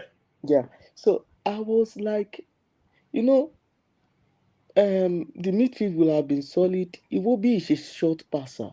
Let him be the one passing to those three guys and let those three guys just make run for him. And let Didi and Oyeka let them just show up the midfield. I hope against General we will use 4-3-3. We need that 4-3-3 against General. We can't afford to put only Didi in the midfield and ask Iwobi to be roaming about. That's what we did today. They will find us out. Mm-hmm. They will find us out. But if Mm-hmm. we have Ndidi and Oyeka, then Oyeka can stay behind and do the blade. Ndidi can be the one moving from side to side. Then give Iwobi the responsibility to go and do short passes. I believe we can win Benin, but I don't just know what will happen between South Africa and Rwanda. Mm-hmm. I Oh, I hope that we beat Benin. yeah. Uh, if we win them by 1-0, if not for one Bali, see things are just One Bali has just done this whole thing. If not for One Bali, we'll be on the same point with Burkina Faso. If not for One Bali, we just need one goal against Benin. I don't know. I'll continue to watch the show. It's just Yeah. bittersweet. That's the All truth. right. It's just Yeah. thank you. It's just Thank you, bittersweet. Michael, for your time. Thank you. Mm. Thank you. Just and very, very good. So, I'm just here from S Code. I have Ladi and Ombuere coming on next. Then after that, okay, my guy Kola and Emmanuel we join. But let me just hear from S Code. S Code, take it from anywhere. So thank you, Ivory, for the compliment. We did argue very well, but at least we do our research. Continue, S Code. Then Smith, good evening. Thank you for the show, for the platform to speak on this. I'm actually in Uyo, so I'll be in the game on Tuesday. In fact, I can even tell you that there is a DJ that is going to be on standby in the stadium in case Nigeria wins. You understand? I can tell you that's an exclusive. Um, to the game in proper, you see, when I saw the setup, you know, when I saw the way the Lesotho team set up, they set up in a 3-5-1-1. It was a hybrid between a 3-5-1-1. Because I was watching that game same time with Rwanda and Benin Republic and Nigeria's game. Nigeria's one was 3-5. Sorry, Lesotho set up in a 3-5-1-1 setup. So already they had the numbers 3v2. Because we didn't play with a diamond today.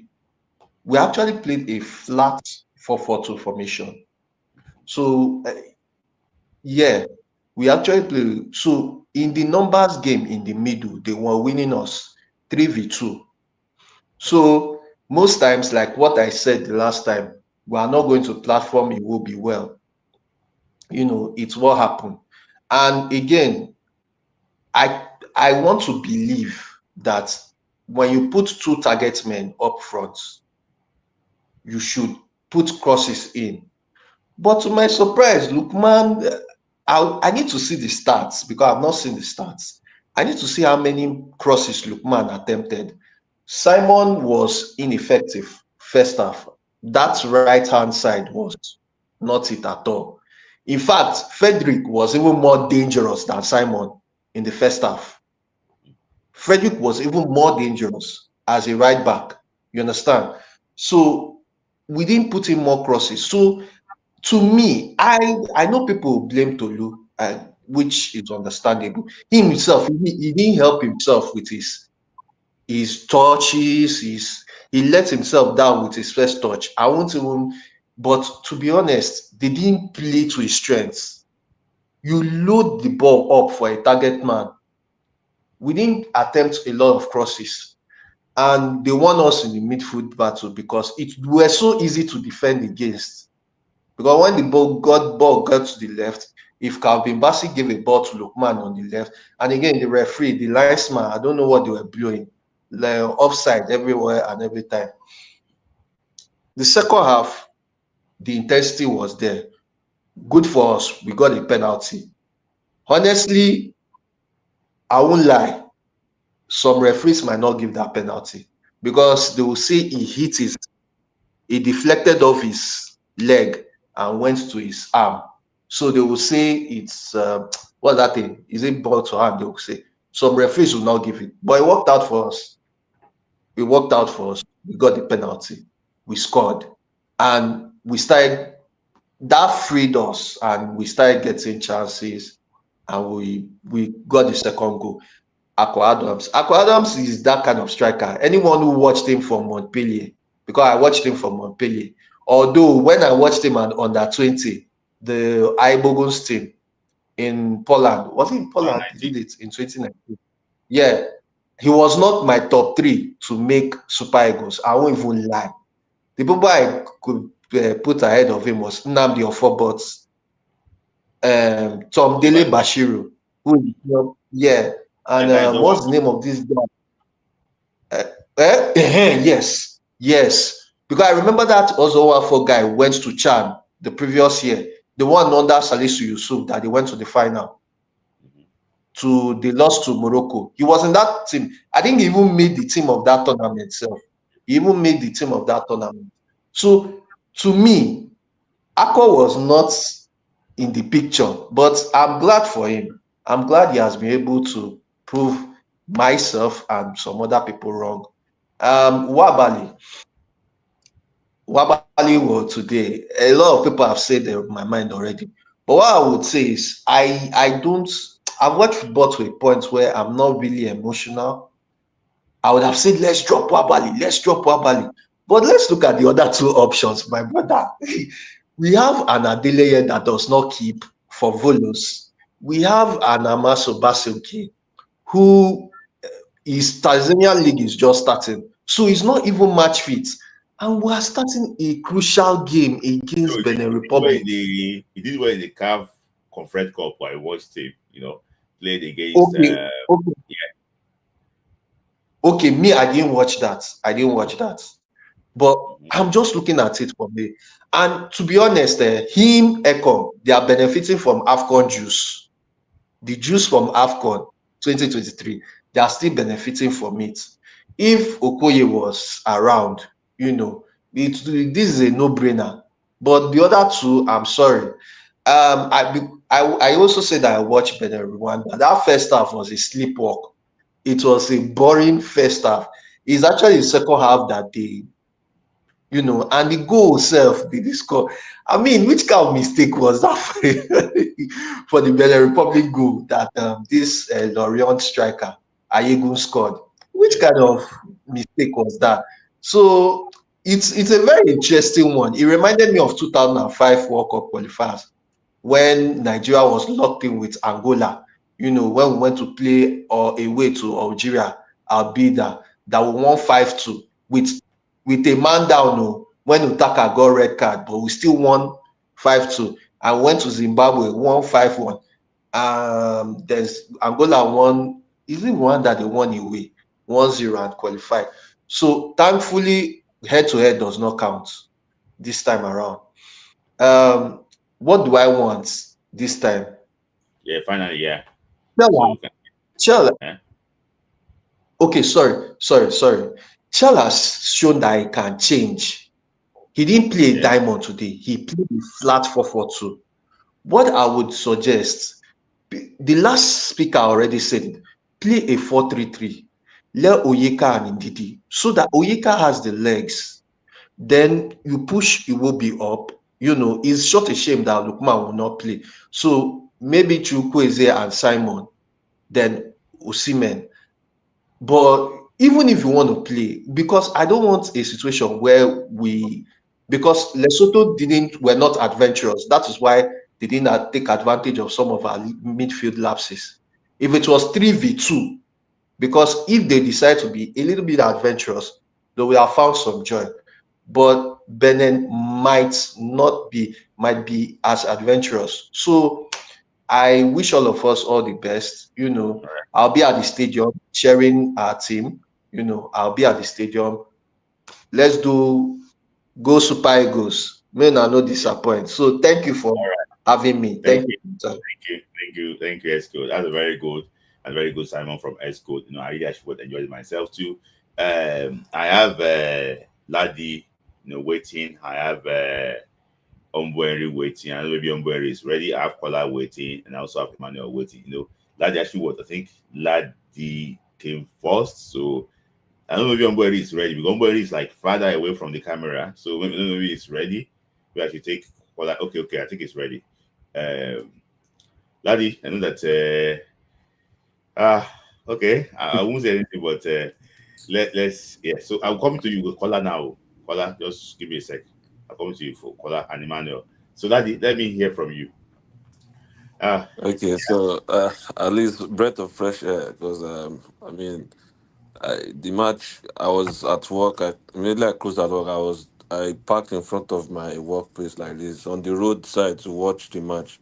It wasn't something funny at all, and everyone was just looking at me. I was acting like a mad person inside the car, watching from the phone. But yeah, but I think first thing first, Africa has a long way to go. If by 2025 we cannot officiate a match where we don't have good, look at all those offside calls.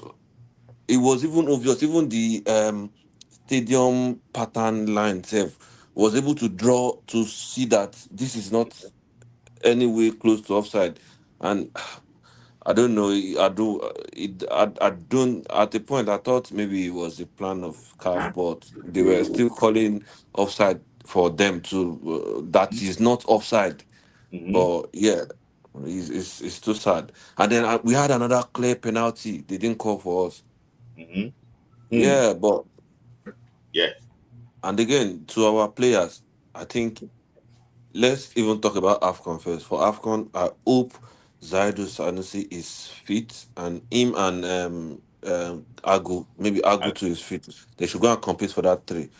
Machi, if you are seeing this, I'm sorry. The first time I saw him play, I loved this, but it's not on that level we should be taking to competition right now. yeah, I'm so sorry.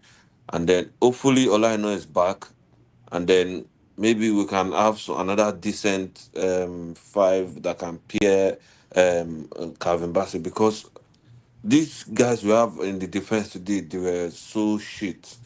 Yeah, I was surprised. What's his name? The guy that played two even tried, because I was scared after IoT said he didn't perform well as a right back. I was scared mm-hmm, to see him there, but at least he tried his best. And then it will be matter takes me back to one Mikel's um this thing I saw 2 days ago. I think I sent it to you. Mikel yeah, said that Nigerians always want him to perform well as what they used to see in 2005. While he used to mm-hmm, play as a defensive midfield every week in Chelsea, then he will come mm-hmm, back, train for 3 days. They want him to play like as proper number 10, which is very difficult. mm-hmm, This is the position we put Iwobi. This is why he has not been performing as well as we expect him to. There's a reason why he's making Fulham team every week in, week out. But hmm, today he was able to get out of his shell. He was, putting up some beautiful passes, knocking some nice shots, and I'm impressed with Iwobi's performance today. Iwobi shows that if you don't lie of your age, you would have 200 cap for Nigeria easy yeah, without them pushing you. yeah, So yeah, so that's that about that. And then for Tuesday, let's forget about South Africa's results. Either they win or whatever happens to them. Let's just face our own, since it is now sure we might be able to make the playoff if we win. So if we have it at the back of our mind, for the sake of our mental health, we yeah, should not think of South Africa. Let's yeah, just think of the second place. And then uh-huh, if the best happens, yeah, Alhamdulillah. But if we are not able to, let's just think in our mind like we want to settle for second, we'll win. Maybe 2-0, 3-0, we'll just say, okay, we are going for second. mm-hmm. And then if we are able to do that, I believe it would be, it might favor us at the end of the day. But yeah, it is what it Okay, is. going to the individual performances now, you mentioned a few players. I want to ask you about Tolu Arokodare. How did you see him in that game? I Tolu is a fine player, but I don't see him to be that player that can pair Osimhen. I Mm-hmm. don't see him to be that player that can pair Osimhen. I don't see him to be that kind of player. And then to Nwabali, I think Nwabali is one person that I don't know how to put it, but somehow, I think maybe the fame going to his head. It's not. The people are saying what happened to him. If what happened to him is affecting him, is not. It then means he's not fit to keep. Mm-hmm. Yeah. Yeah. That's not the case. That's not the case. That's even out of it. Because Okoye too, during 2021, it was I remember everybody, all those girls were posting him on Instagram, fine boy keeper, and then maybe going to his head, then he started messing up before he now regained his confidence. But right now, I think Okoye just need confidence. Okoye's ability is up there compared to Nwabali. Nwabali is just so unserious. And people are shouting Adele. Adele too is playful. He likes to do all these things. Remember, they always do, always using hand to knock. He's playful. Adele too is playful. So I don't know. We are unlucky this Generation of time. goalkeepers. Yeah, to not have proper keeper in Correct. this window. Yeah, we are just unlucky. We'll just pray. We'll back it up with Jesus Christ. If nothing will happen, Yeah. but yeah, Before I go to Mbweri, South Africa, they were so sure of beating Zimbabwe. What happened? What do you think happened to them? like Chris said, they were very cocky. So, yeah, they were very very cocky, and then maybe go into their head, and overconfidence too. And then it's not as if South Africa is all that, all that, all that. It's just conditioned. If not for people that were bringing Tamino, you know, it's not even supposed to be the player that will post Go Eagles that Nigerian Super Eagle official page will repost. I mean, I'm not like de-repping him, but he's not that kind of a player yet. He's supposed to Mm-hmm. be playing in that Wafu. I mean, what's the name of that team? That one that they played in this team a few months ago. Because Mm-hmm. how do you put all these players to come and play World Cup qualifier for us? And that guy that is always having Skodo from Seven Osun stars. State, Raymond Stars, that guy too, all those kind of Solid players. defending. Yeah, how do you put all these kind of players in Super Yeah. Eagles? Yeah. I I mean, think. I like think. like my brother Elboy always say, I mean, I study philosophy of the Uber. I'm a philosopher. I mean, it's just those people that made us lose this World Cup that put us in this condition. This So situation. Yeah, I yeah, agree. yeah, I agree. Let me yeah. go to I still going to ask you for wrap it up. Let me go to Omwari. When I saw ball they eat post against South Africa against South Africa against Zimbabwe. Ball they eat post like this. He go, he divert, go eat post. So, nobody can do where Omwari bomb for last time with this. Because Omwari just take it from anywhere. So Yeah. Greetings, everybody. I'm not going to abuse Eric Chi. I've already abused him in my platform. I'm not gonna do that. Yes, because but no, Omwari, before you even start, mhm, when you were abusing him, I was mhm. listening. You were also abusing people that supported him. Yeah, So yeah, you were yeah. It in was playing between. jab at So you. Yeah, Even people that even are not even. I abused myself. I even supported him. Now look at you my also own. abuse. You Yeah, you look were not just say anybody when support this my faith. So yeah. you also It's my I, I I said remember anybody I say, who support oh, this don't if throw jab we at us. lose Reply. or true, right? yeah, I wasn't happy, even self. yeah. Okay, look at this, right? I see him as somebody that will come and make a change. Mm-hmm, If there is a problem, if there is a problem mm-hmm, and you bring somebody, Within 6 months, within 3 months, there's supposed to be a change. Let's take Ivory Coast as an example. In AFCON, we saw what happened.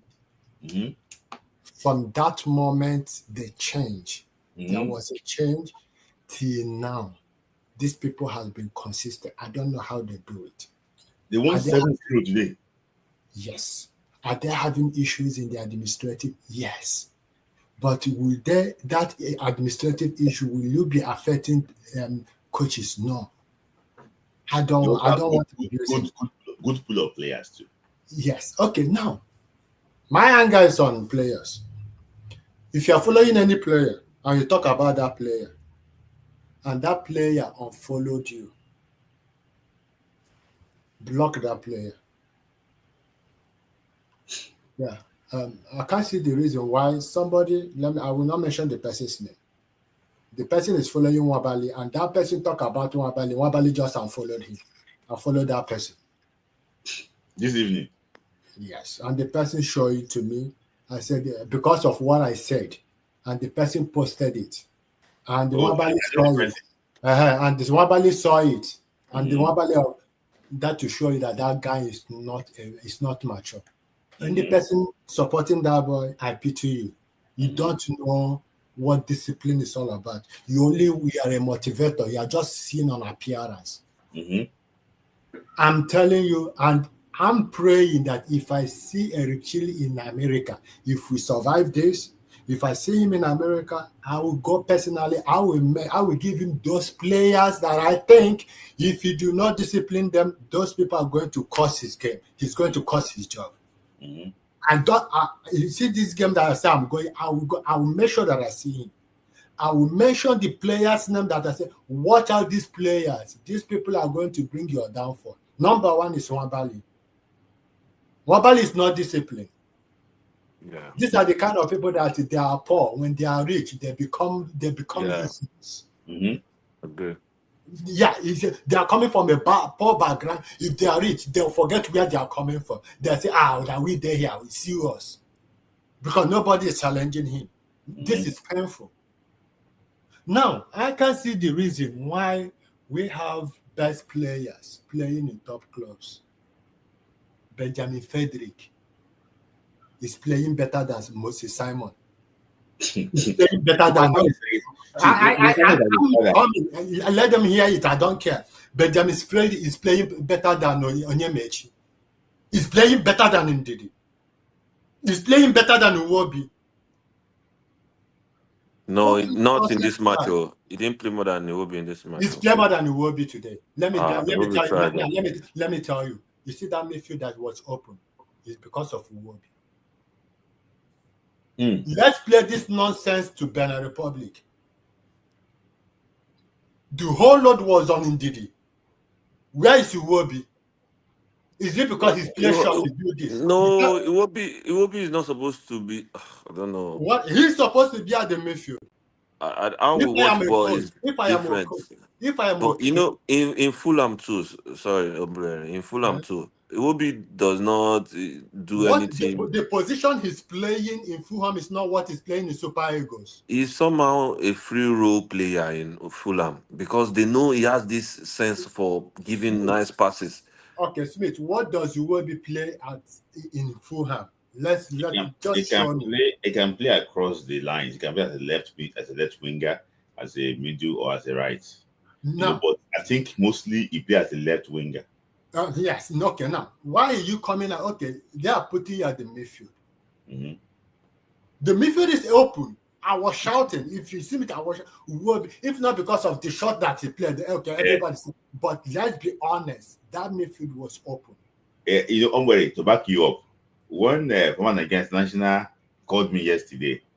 Said that he was listening to our conversation. You know where last yesterday. Say he didn't want to say anything, and he mentioned something about Alex Iwobi that we were trying to repeat now about say that because he himself played that position for Super Eagles, so he was like, say if now they try him in a different area, say you go see him on the ball, you go think say they do the job, but if you know what is the thing in that position? We don't say no, they do the job.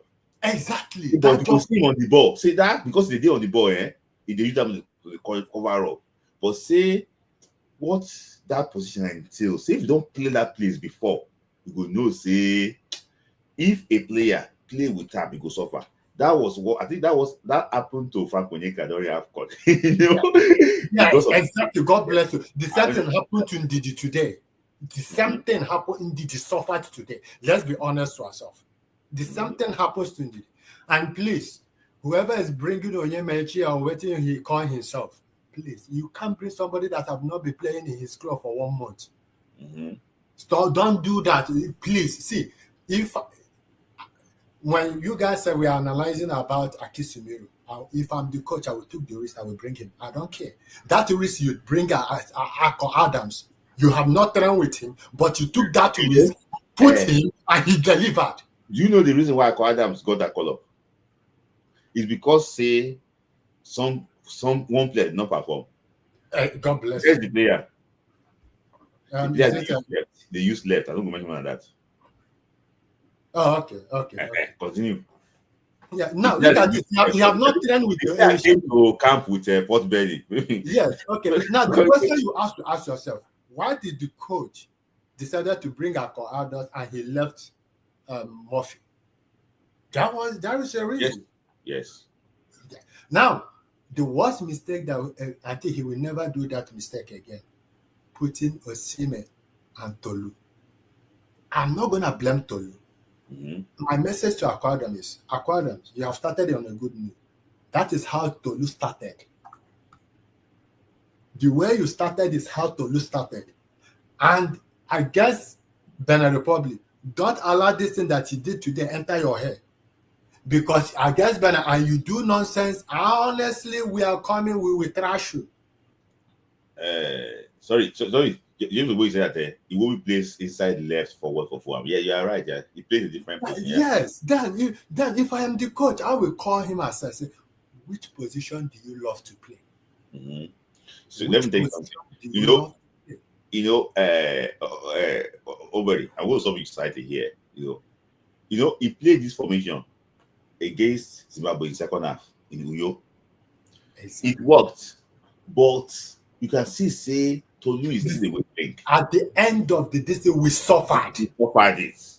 Yes. And you know what happened is in that when we were playing it, there was Olaina on the pitch. God bless you. When people don't know that how important this guy is. When we they play, we know we are normally in the midfield. Olaina normally talking to the midfield. Olaina normally add numbers to the midfield. Just like add numbers to the midfield. So it's going to be like a 3-3-4. You know, like a 3-3-4, just to make sure that say, okay, that place is not left behind. So, but in this case now, you brought in a Rocky. The Rocky guy is Benjamin Fredericks. He will do the job that you ask him to do. You can see clearly that despite that we were dominating, Eric Scher was like skeptical about these guys can consider 10 times. So you can see that he was being careful. So he moved through, yes. I understand what you're talking about, but I can tell you here that Ivory Coast, they have a list of like 50 players. They put 23 from them. Don't worry, let's be honest with ourselves. How many players do we have to say, okay, they are coming in? Because we don't have player. That's the reason why Simon is still in this team. Because we don't have player. That's why Chukwueze will not play. Will be playing at substitute 2 minutes and also against for Fulham. But Chukwueze will still get the call up. Try that for Ivory Coast. They will call you. Exactly. So you can see clearly that because we don't have. Okay, look at it now. With due respect to, they didn't call Boniface because Boniface matter they was. Currently, he's not doing well for club, and when they bring him in too, he's not doing well.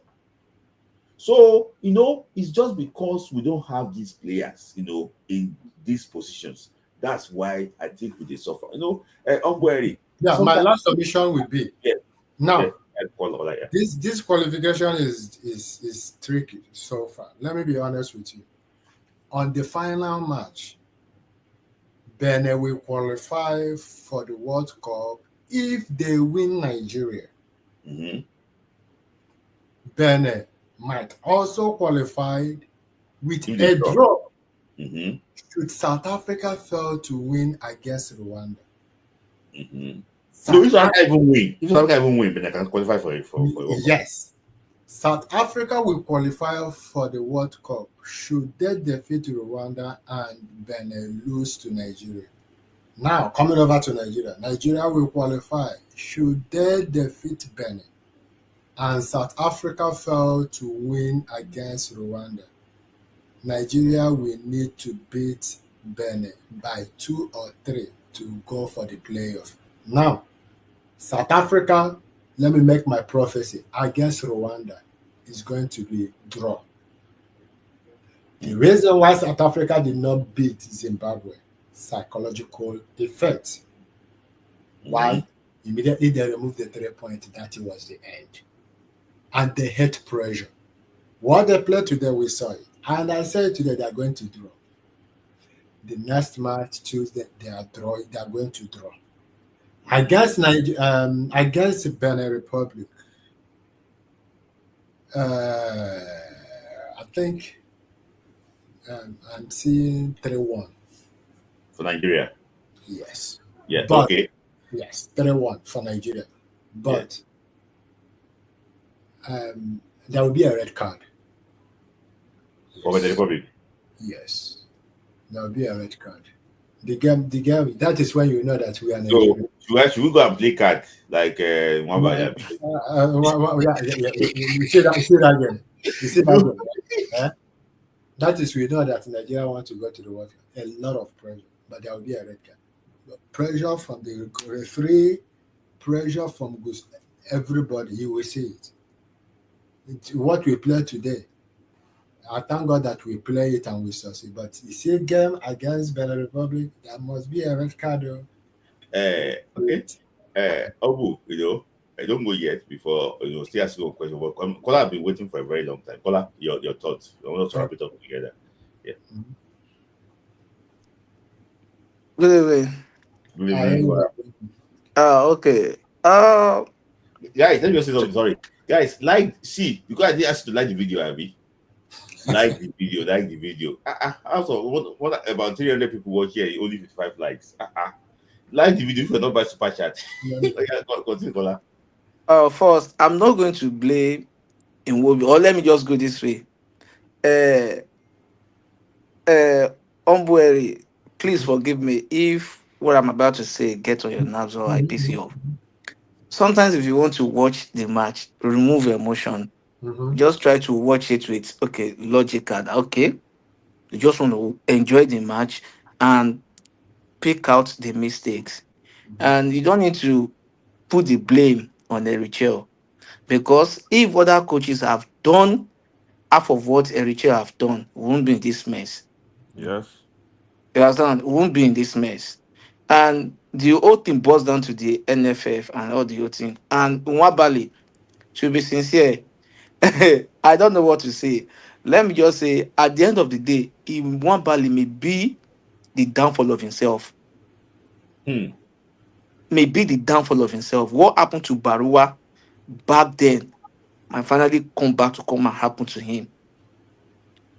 So, in terms of the midfield, I won't blame Wombi, because we don't have when how would I put this in English? Is it when the is it when the available is not available, or the I don't know how to put it. When they are available, become desirable. Yes, then exactly when the desirable is not available, then the available become the desirable. So what I'm trying to say is that Iwobi is not a midfielder. We are just trying to use Iwobi as a midfielder in Nigeria. So we shouldn't put the blame on him. We shouldn't put the blame. Fine, as a player, you have to be versatile. You have to be able to adapt to any role they play you. We already know what Iwobi can do in the midfield. That Iwobi is not that strong in midfield. We are just trying to manage him. So I'm not going to blame him. If at the end of the day, with the agenda, I don't know, maybe it's true, the agenda that is going on, that okay, maybe if we don't qualify for the World Cup, that they should let Richie go. No, me, I'm not in support of that. Because this man have not had the opportunity to stay for a long time to train with this player. So he will be able to get the best out of them. He only train with them 3 days, 4 days, then they go and play. You should be able to give him the kudos for that. Do you know when And he came with Aqua Adams? Only one training session. only one day. And in the midfield, I think we need Akin Shemiru. And if at the end of the day, and if we qualify, which I believe we are going to qualify, because to be sincere, I already project 3-1 against Benin Republic. Like And ongoing prophecy. yes, and at the end of the I day, think always do something, because and that's Africa. let me just put it this way: I see. Yeah. South Your Africa prophecy issue, works today. Oh.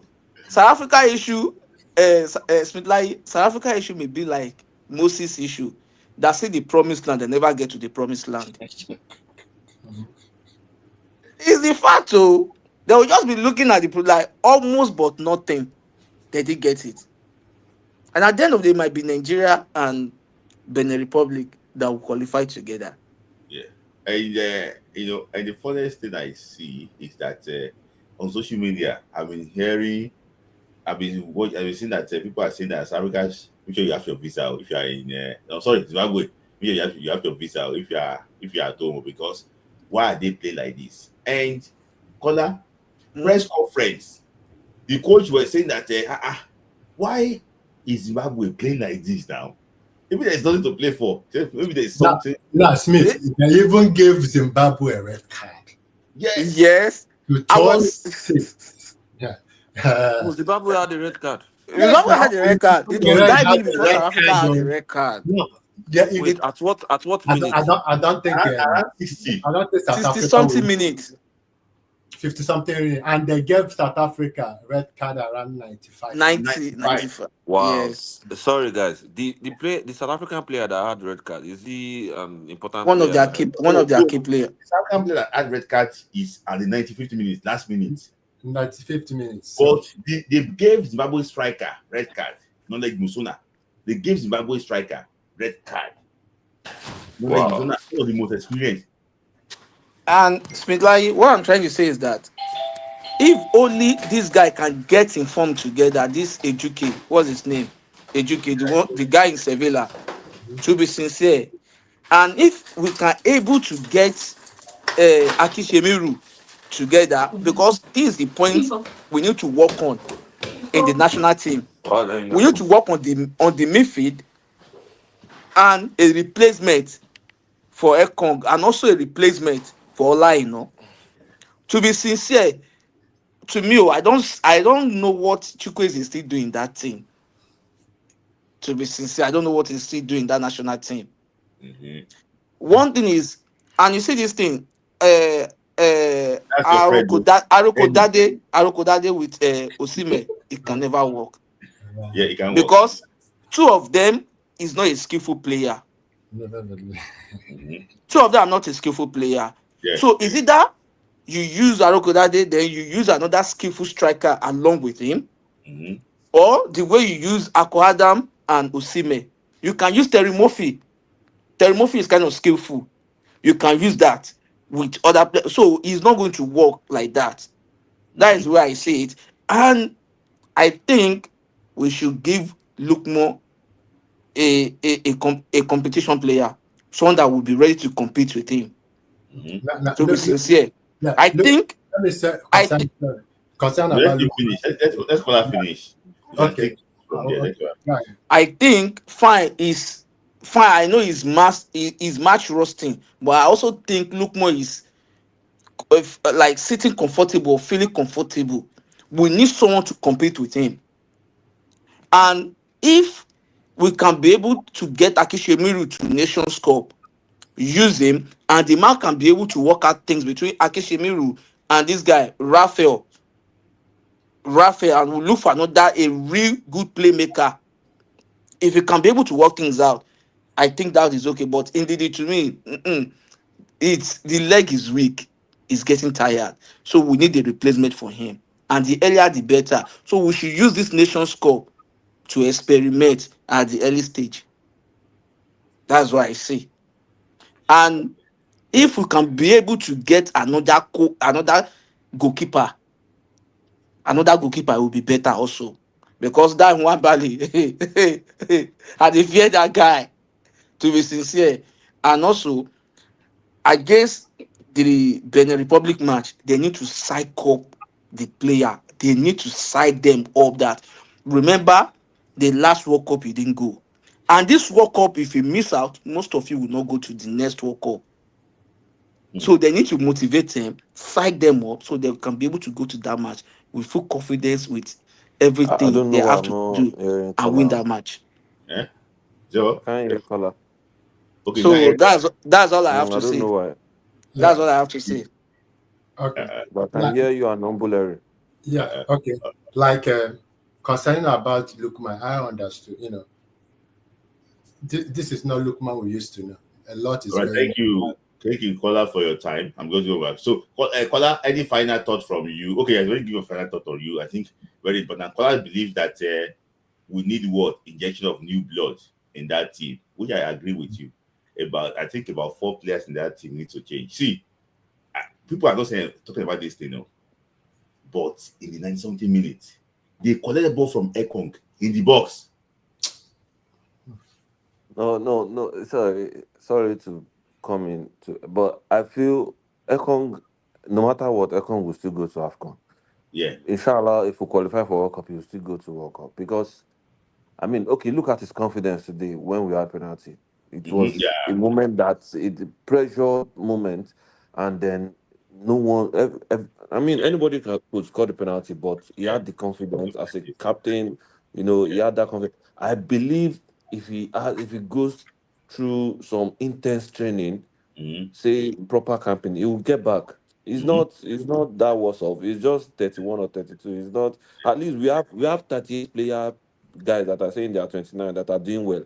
Mm-hmm. So Yeah, you're right, though. yeah, it will come back. It's just all these things is Yeah, fitness.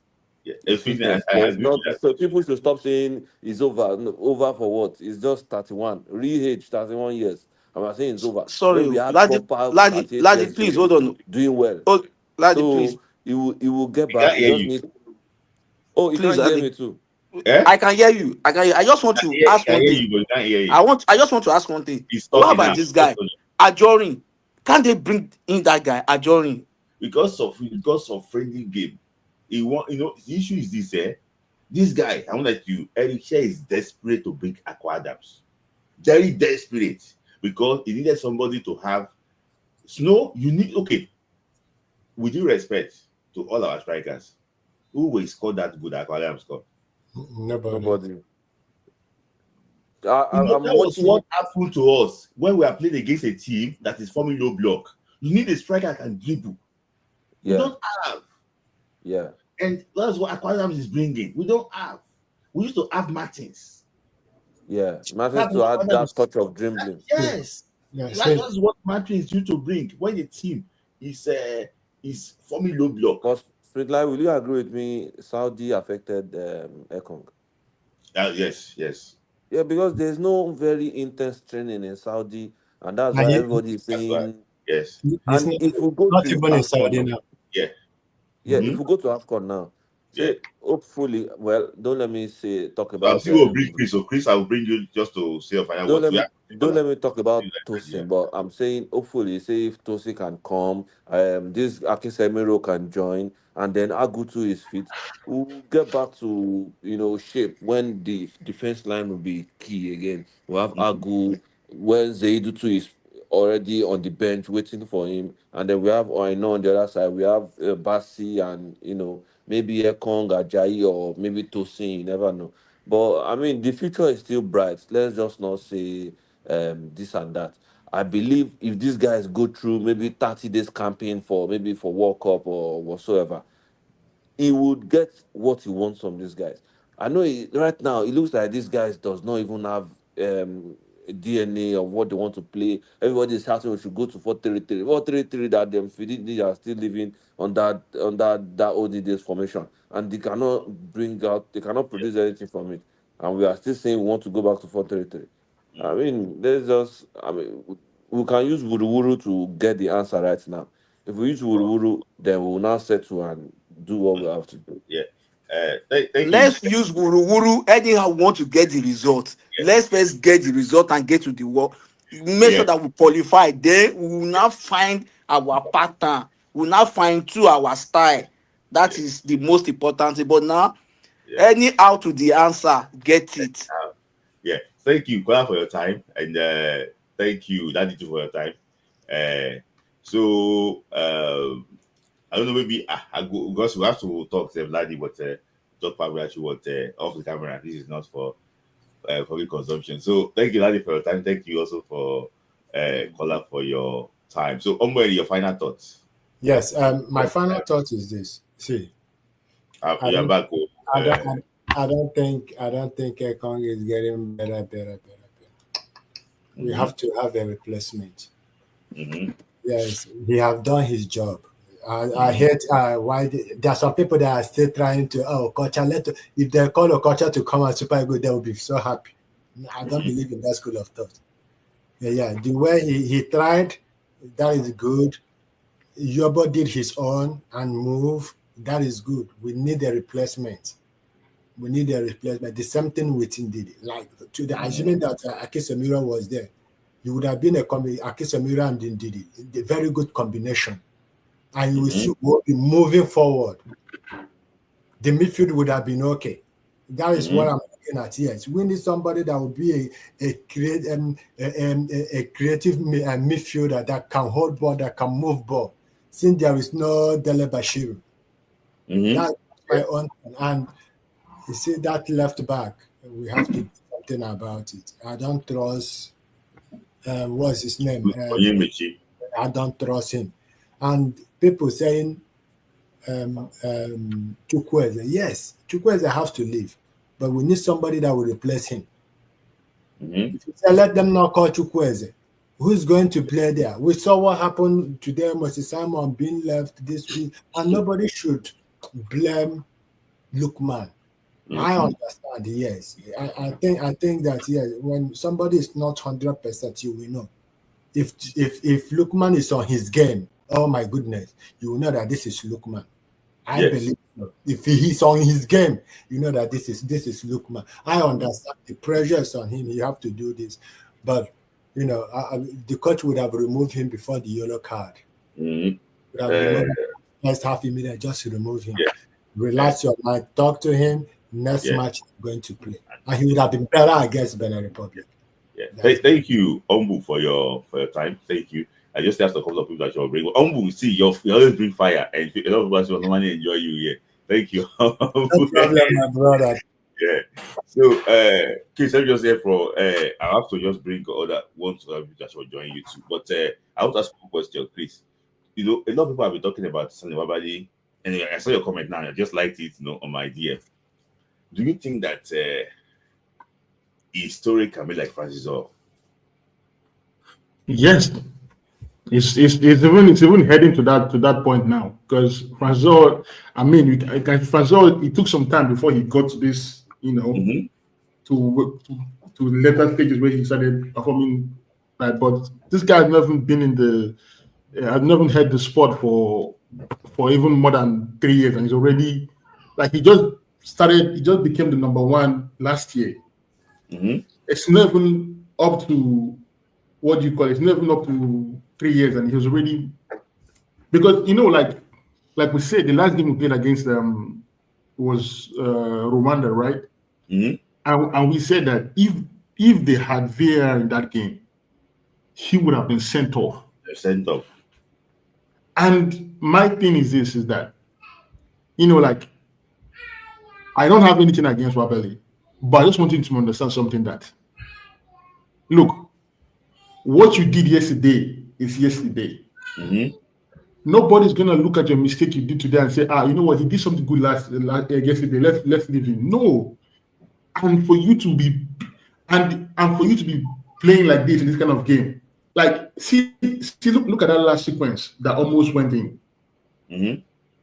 That was Simade did not do anything wrong there. Mm-hmm. Okay, let's say even Simade went for the ball. Defender and goalkeeper, there's supposed to be communication. Mm-hmm. If you're going to go for the ball, you shout at the defender to leave it, and you go for it. Even the goal we considered today, there's supposed to be communication. If you are going for the ball, you go for the ball and you shout at your defender to leave it. Yeah. Even if you go for the ball and you end up hitting your defender and it goes down. Like, for example, the game against Newcastle Arsenal, there was a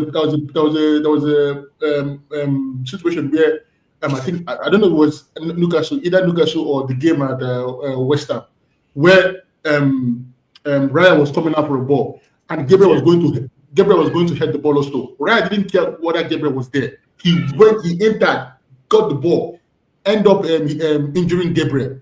But the main thing was that he got the ball. Yes. So it's either you're going for the ball or you're not. You're not going to say, okay, let me see. Yes, and that was what happened. Yes. For me, I think now, he has been blocking people that criticize him. I don't care about that. I don't think that is the thing with players that so let me just say, I don't want to take Mr. Bode Adetunji said time. But hold on there. Please don't go. Let us take these comments. Ekong will go to AFCON, but we sit on the bench. The way Keshi was on the bench in 1994 AFCON. Yeah, I agree. If you get the better defender, I think it will sit on the bench. So let me just say from Mr. Bode, your submission. I will bring you on, Monso, and I think I have Moses Miles here before. Okay. So, Mr. Bode, let me hear from you. Yeah. Yeah. How are you, my brother? Wonderful job you're doing. Yeah, thank you. Yeah, great to connect with you again. We just watched a match that when I watch Nigeria, we say it's neither here nor there. Yeah, that's all I can say. It's neither here nor there because we got a 3 points. That man was saying wudu wudu. I would describe this match to be a wudu wudu victory. Why? We had no structure. Yes. See, today's match, you should have given these people minimum of 5-0. That first half, I mean, we missed like 3-4 clear chances. Yeah. I will still put some blame on the coach. Please. I will still put some blame on the coach because he invited some players who should not make this team. He should understand that his job is at stake. NFF will not hesitate to fire this guy. If, as far as I'm concerned, I don't know the target they gave him, maybe the World Cup or AFCON, but if you don't win impressively, or if you don't see that, yes, you make an effort to score goals and win matches, because when you are really performing, people can say, yes, you are performing. Look at that first half today. Passes were inaccurate. There was no a deliberate intention to go forward to score goals. The midfield was sparring. You understand? Okay, if you say you want to use the wings, because the formation today appears to be like 4-2-4, if I can say it. Yeah. Lookman and Simon, together with Arukudale and Victor, they were on the forefront. I don't understand that structure. Now, there was a gap in the midfield. Then we now have Nwobi standing. In fact, we can say it's 4-1-1-4. It was just Ndidi behind, Iwobi in front a bit, and then you have these 4 guys. Lookman is not a winger. Okay, they played him at the winger. He was trying to. Lookman was a bit selfish too, to be honest. He was too holding on to ball. A good coach would remove this player under 20 minutes. How can you be holding on to ball? You are losing the ball. If you are holding on to ball and eventually you score, it will make sense.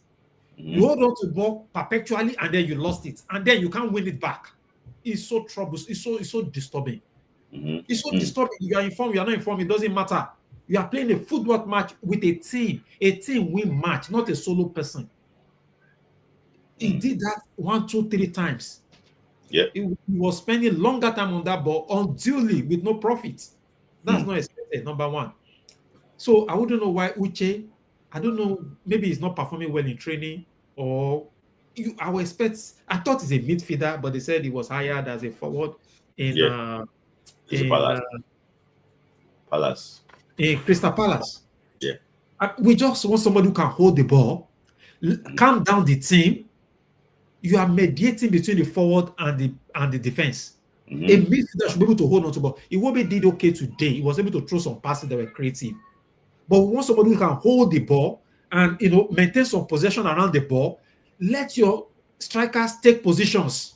Yeah. Don't be too quick just to hold the ball and throw it. No, it is such a predictive and a predictable way to score. You can't score goal that way. Yeah. Allow the striker to take position. Just look at the way they are playing their individual clubs. Look at the way Osimhen is playing in Galatasaray. He was expecting that kind of feeding coming from the midfielder that will link up with the attacking midfielder and then give him the ball. You have to ensure that. That's why I say the coach, because I expected him to have look at these players in their clubs where they are playing. How are they being serviced? What helped them to deliver? Now, your collection of players, can you structure them such that each player can at least be served or be helped to perform the way they are performing in their clubs? You understand? Today's match, we ought to score as many goals as possible. As many goals as possible. And it was too delayed in making substitution. It was too delayed in making substitution. Some players I think he brought in Aquadan. He brought in Aquadan at the 60 minutes. Is it not? It was too late. Arokodare wasn't doing much in that first half. 45 minutes. That's second half. Second half, Arokodare out. First half, Arokodare. Chris, do you agree with that? That first half too. Do you agree that first half asked Arokodare to go after first half? Do you agree that? Yeah, but he wasn't doing anything. There was a sequence where they played the ball to him. All he needed to do was turn and shoot. Instead, he gave the ball to Osimhen that was in between two players. And I was like, bro, that was just turn. Just control the ball and just turn, and that's the net. Instead, he gave it back to Osimhen, and Osimhen was not struggling to do a back. I'm like, bro, just turn. And again, the same thing you spoke about, we spoke about on his first game against Zimbabwe. He doesn't know how to time his headers. Yes. Like, he doesn't know how to time his headers. I don't understand the guy with that height. You are bad at like. Yes. Yeah. So okay. Just finish your thoughts, somebody. Yeah. You expect. I mean, that's a good point. That's what I'm talking about. I mean, I wonder what they are doing in training. I wonder, we should have video recording of rehearsals and preparation. I've been saying it.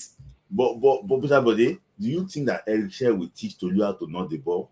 This is not under 20. No, my brother. It's a very good question you asked me. And my answer to your question is this. The fault is from the person that crossed and also the person that is nodding. The person that crossed, he didn't send the ball to a right position at the right height. Okay, for example, it was not a close proximity cross. If I want to give you something now, you can collect it with your right hand, your left hand, anywhere you collect it. Yes. For example, now I saw with Osimhen's header, was it against Juventus, that he lived backward. It was a bad cross. He went backward and he headed the ball. It depends on the skill sets. For example, now Tolu Kodare still heads with the middle of his head, like Daniel Mamaye and Daga. Defensive header. So for me, that's why I was wondering. People think that when I talk about him and I don't like him, it's not like that. It's because this is what killed against Zimbabwe. You had these two opportunities against Zimbabwe in Uyo, and you were heading with the middle of your head. Is it because you had these dreadlocks on? I don't understand. Yes. But the issue basically is that not just, you are tall. People will want to find you with the head. You are tall. Of course. What I expect Arokodare to do today is just to Arokodare, since the coach decided to use them, is to try to make the player to come towards him to create space for Osimhen, or Osimhen try to make the player to come towards him to make space for Arokodare. But then we could not see I never saw how they were complementing each other. That was what Akwa Adams did. You remember when we were speaking about the call up before when Elche became the coach, and we spoke about that. If that we need Adams. Why? Because like him and Osimhen can have that partnership of what France had with Giroud and what's his name and Mbappe, something like that, where like where like they stretch out the defense, and that was what I was expecting to happen, because today in the first half you see Osimhen here and Aruka there will be like in front of him. Like there were no stretching the Lesotho defense, and that was how we got our goal. Because when Osimhen got that ball, you saw how Akwadams made that run. Yes. Yes. So those two defenders were going after Osimhen. Yes. They were going after Osimhen because they know, of course, they know Osimhen. Osimhen is someone that. Yeah. And that was how he had that one-on-one and was able to beat that defender. Yeah. And that was it. Thank you, my brother. Yeah. Okay, go ahead. Sorry. Your final thoughts before I bring. Okay, my final thought is that look at that goal that they scored that he was making mention of. The pass was a deliberate, accurate. That's how to make a pass. Mm-hmm. The pass Osimhen made, and I expect all these players to be learning from themselves. Today they lost passes countless times. You say you are a professional, and you want other team to respect you. I want to commend the Iwobi too. I want to commend the Iwobi for at least firing, maybe listening to me. That's why I came to come and speak today. Because the last time I was saying all these loose balls dropping into outside the 18 box. Who is firing? I commend him a bit because he made attempts to fire today, but they were not on target. That's my problem. He fired, at least, I mean, okay, maybe one or two was on target and the keeper saved it. That is what we expect a midfielder to be able to do. Fire, shoot, and let it be on target. Aim to score, and it must be of full force and of full speed. That's what we expect a midfielder to be able to do, not just to hold the ball and pass and pass and pass. So maybe somebody has encouraged him and is doing the right thing. That's my and Nwabali, like you were saying, maybe play a gamble and he wanted to win. My brother, I can't disagree with you because I mean I don't understand.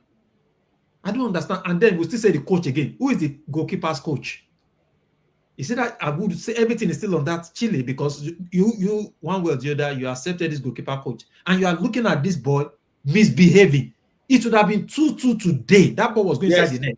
You see, when that ball was going, I had my heart in my mouth. That's Akon could not stop that ball. If that ball had gone inside net, Akon would just accompany the ball inside the net. I closed my laptop like this. I don't close my laptop. Yes. So thank you, somebody, for your time. Very good. Thank you for finding time to get us today. Thank you. Yeah. So thank you. Yeah. So you are the one question in during the comment section. Eh? I will come to that Toronto. So yeah. Well, Kenny, let me hear from you. Kenny.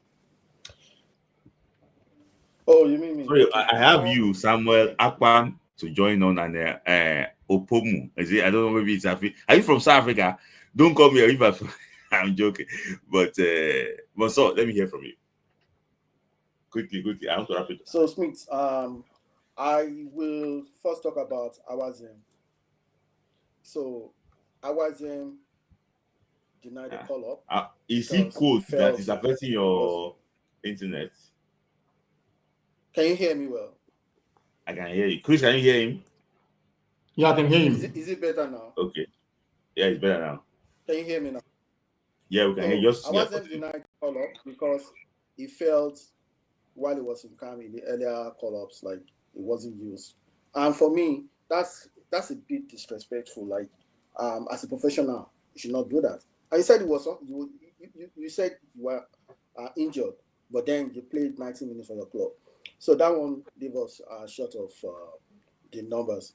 Now I don't know what the problem is with the Super Eagles with the way NFF is it that NFF is forcing Charlotte to pick 23 rather than have 25 players in camp? Because if we had that 25, then it would have been much easier to look for something. Now the second question is looking at the area that we are deficient, and this thing has been there since Raw tenure. Now, at the beginning of Raw tenure, our midfield was a little bit better, but towards the end, when he was fired, this is the same way. Like it's a way of how our midfield is. Nothing has changed. Now we can't do the same thing on Tuesday with Benin Republic. I bet you if he does that, we even clamor for his sack. Now, I know that there's a lot of pressure on of players, but even Chelle himself, he messed.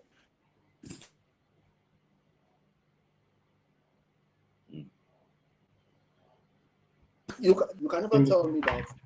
Don't tell me that there is no midfielder. See, players are playing in Turkey. Some players are even playing in Israel, and they invited them. So we say because this guy is playing in Goalkeeper, Turkey, we should not invite him. I see it like it seems like we are the one that we are really like trying to the same way we are for under 20 because really our youth coaches are not really bringing the best player. The same now this player at Giuseppe, I've forgotten his name now. Smith remind me of the name. It's a defensive that Niger boy. Yeah. There's no anything. If he's playing regularly, Junior Lighton is playing regularly, and Junior Lighton is being there. And that's in Senegal and 3 or 4 players are playing in Turkey. For me, I'm just really like, I'm not really happy about it. The way you can bring competition to a team when players are on the field and they know that there's another player that is as good as them and can come in and do well. Yeah. So there's some blame on him. Then the midfield itself, I'm not really. I know that there's a lot of like I'll tell you something. Everyone. I think that most internet is not good. They are from Victor Eba to all. The head of the technique when this call up comes for produce. Now, why can't we invite Justin Njima? Yeah.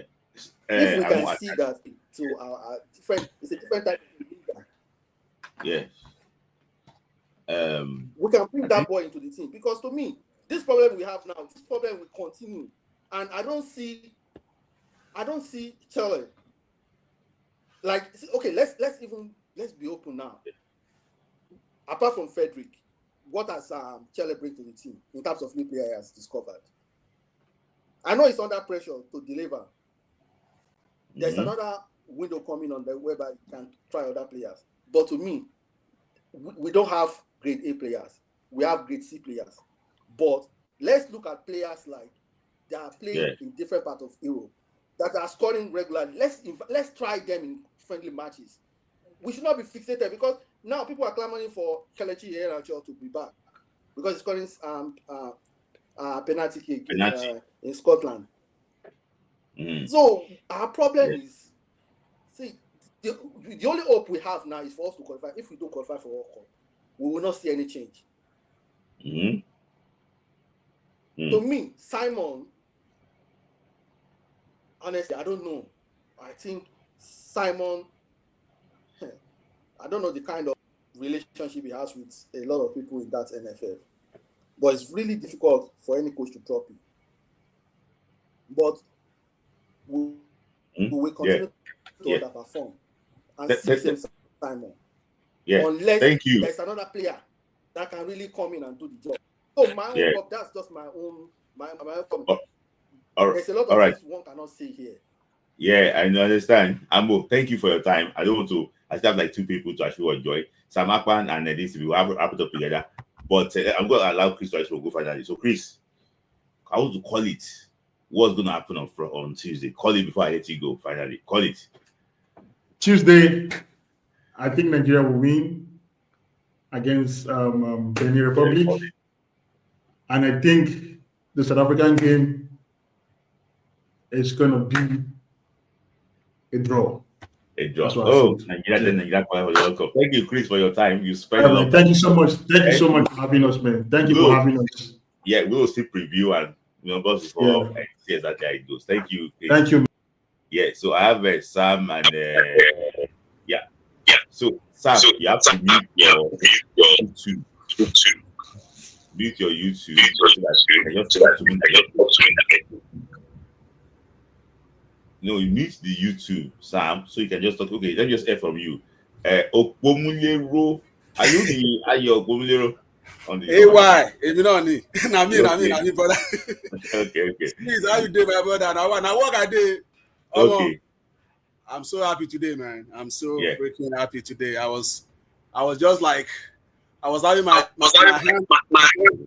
Yeah, continue. Yeah. I almost, in fact, Super Eagles they've collected all the blood from my body finish for these qualifiers. Yeah, it's not easy. 2 years you have been. It's not been easy at all. But hope day now. There's still hope. Yeah. Hopefully we get a very good result against Benin Republic. Mm-hmm. If we can get our hearts together, for this last match, play. I mean, the boys should go out there, play their hearts out, at least get a win. I mean, though since we've had a shell, we've not actually had back-to-back wins. So that's something I'm kind of like a little bit worried about. But with the way they played, I think part of that problem is that the Super Eagles have not had maybe a week of training. I don't think they've had a week of training. Maybe 2 days, 3 days, or stuff like that. So, and it's not been easy. But when you look at that AFCON, prior to the AFCON, I mean, we had about 2 weeks before the AFCON, and I think that's what propelled them to that AFCON, to where they got to at that AFCON. So I think that's part of the problem. But now that we have a chance, I mean, if they can at least get a resounding win against Benin Republic, and then see what happens in the other matches. I hope we can make it. Because I really, really wish to see this team here in the United States, man. Because the stadium in Philadelphia is only 30 minutes away from my parents' house. And the stadium here in Texas is only 30 minutes or 1 hour away from my own house. So So it's like they're coming home. So if I'm in Philly, if I'm in Texas, there's always a chance, So I just hope, they make it, that I want to see them in the US, man. Even if it's in Canada, I would love to see them. So let's just hope for the best on Saturday. And then, like you said, Eric Shell, need to maybe after these qualifications, try as much as possible, find some new players. That midfield needs work. Into this time, but the legs are going. And Iwobi is not particularly a midfielder to me. I believe he's a winger, so something like that. So if he can fix that midfield, I think the team will be they can do well at the AFCON. There's hope at the AFCON, even though that AFCON was, but I still have hope for that AFCON. And if we can get to that World Cup ticket, oh my God, that would be awesome. That would be freaking awesome, man. Thank you for your time. Thank you for joining. Thank you so much. I know I always bother you all the time, but I never have time. So when you're online, instead I'm working. But today I'm kind of free. I'm like, oh shit, we're having fun today. Let's enjoy this moment. Let's enjoy the moment. Before Tuesday, Thank you for your time. And then see what's up. Thank you so much, brother. Thank you. Right, yeah. So I have Samuel Akpan. I hope that all these are fine. That's my last caller for today, guys. Thank you. So can you hear me now, Samuel? Yeah, I can hear you. Can you hear me? Okay, yeah, I can hear you. Your thought down quickly, Yeah. So let me start from Nwabali. Now I see why after the AFCON, no club came to buy him. I think they must have done some due diligence and made some findings because even during the window in South Africa, Kaizer Chiefs were looking for a goalkeeper. Yes. They went for another option. Unchari instead. The Rwanda goalkeeper instead. Yes. Even when he was available. Yes. So I think there's something that they knew that we did not know, and it's beginning to come out. So that's it on that side. So I believe that also maybe because we do not have many options to challenge him or something, he's relaxed. But that should not make him to be making this one now. You don't even call it errors. How do you even call this? That you came out, the one that led to the goal. That aside, the one that he did now, even after he made the mistake that caused the goal, and he was still shouting at him after that mistake. Something is wrong with the guy. Yes, something is wrong, actually. Something is wrong with something is wrong. Then I want to talk about Eric Chile. Today was not a coaching masterclass, and I'm suspecting it could be because he's not a fan of the 4-4-2 formation or something. I do not know what it is. And then I also think that he's gradually trying to succumb to the Nigerian pressure, the Nigerian way of doing things. The first 2 games he played, we saw him on his authority do things they wanted to do, but he's gradually becoming, merging with the NFF, something, because the list this time around, I was surprised. And even the way the team is playing, I think when I saw the 4-4-2, I felt he has just decided to come down on his diamond. Maybe he feels that's the formation that is making us not to play well and all of that. But even with the passing game, they keep saying that our players are coming in 2 days to a game. Are we the only country that have players in clubs around the world? How are other countries doing? They still play. So moving away from that, our foreign-born players, this is my concern now. You see the way Akwa Adams did this thing. You see the way Osimhen is doing the drive and everything. Our foreign players don't have that kind of mentality. They just play their game, take the game, touch the ball. If they lose or not. We are talking about playing Benin at home. For somebody like Lookman, somebody like Iwobi, and somebody like Bassi, how is Uyo their home? Yes. How is Uyo their home? It's just another game for them. Because I listened to a podcast by Olise and they interviewed some other guys. I think Yakuba Yegbeni was talking about the way they played games. And, when it comes to home, when it comes to certain things, the way they talk to themselves, the way these guys can't do that. That's a big shout. And I reason with you too. Uyo is not their home.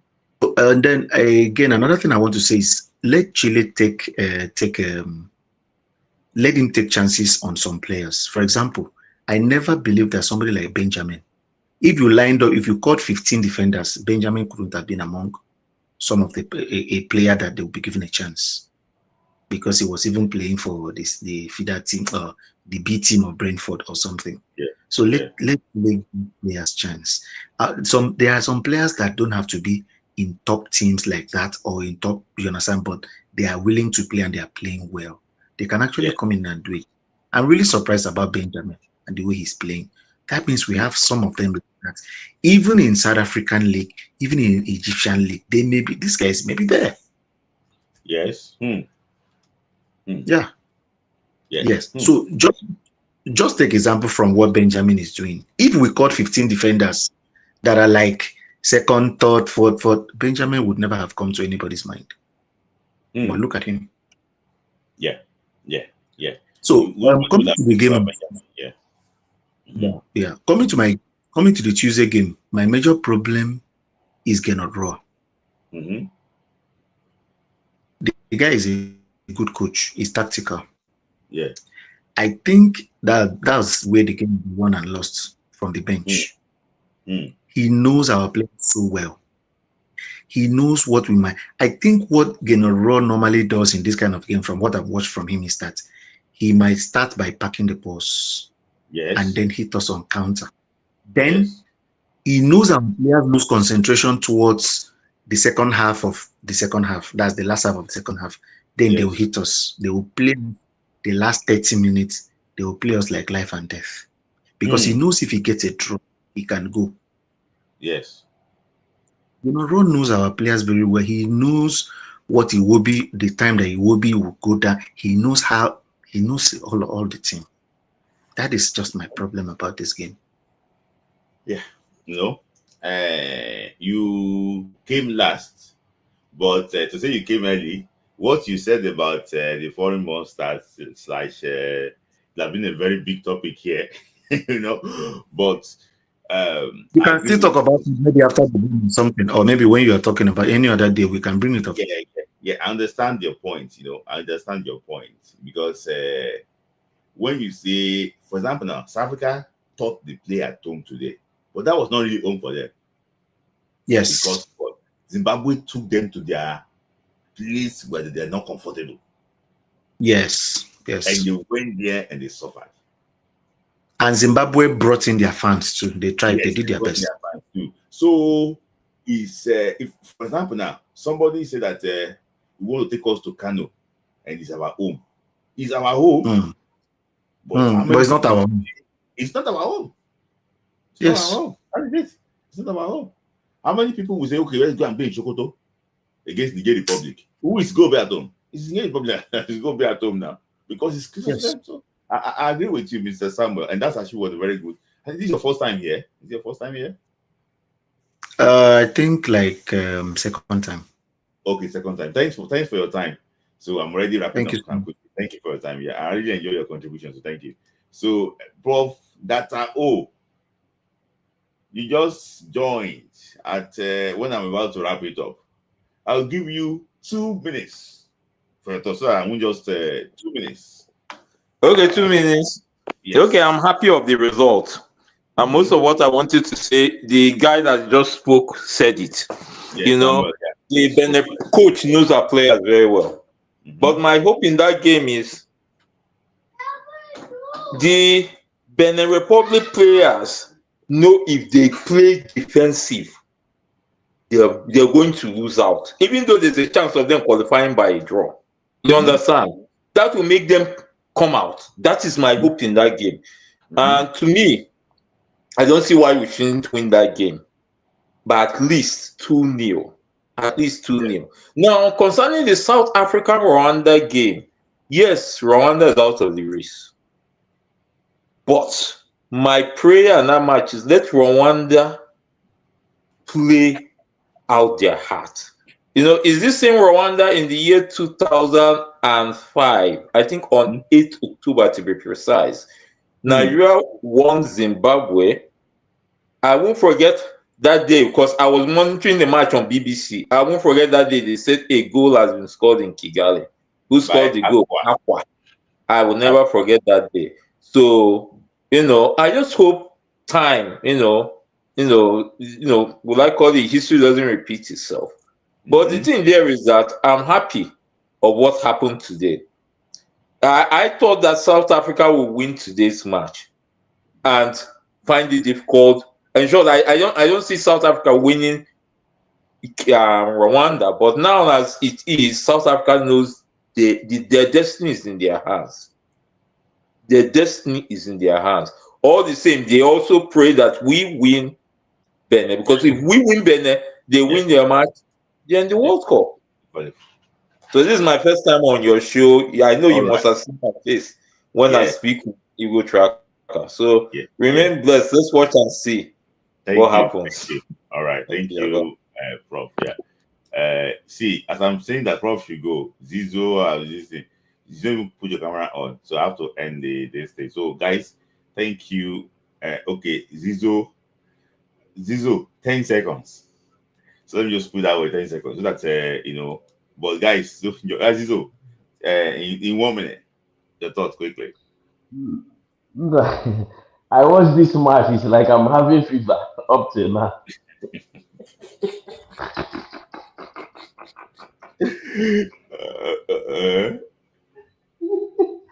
Nah, this one party, something is wrong with that guy. So that guy is on that drugs or what?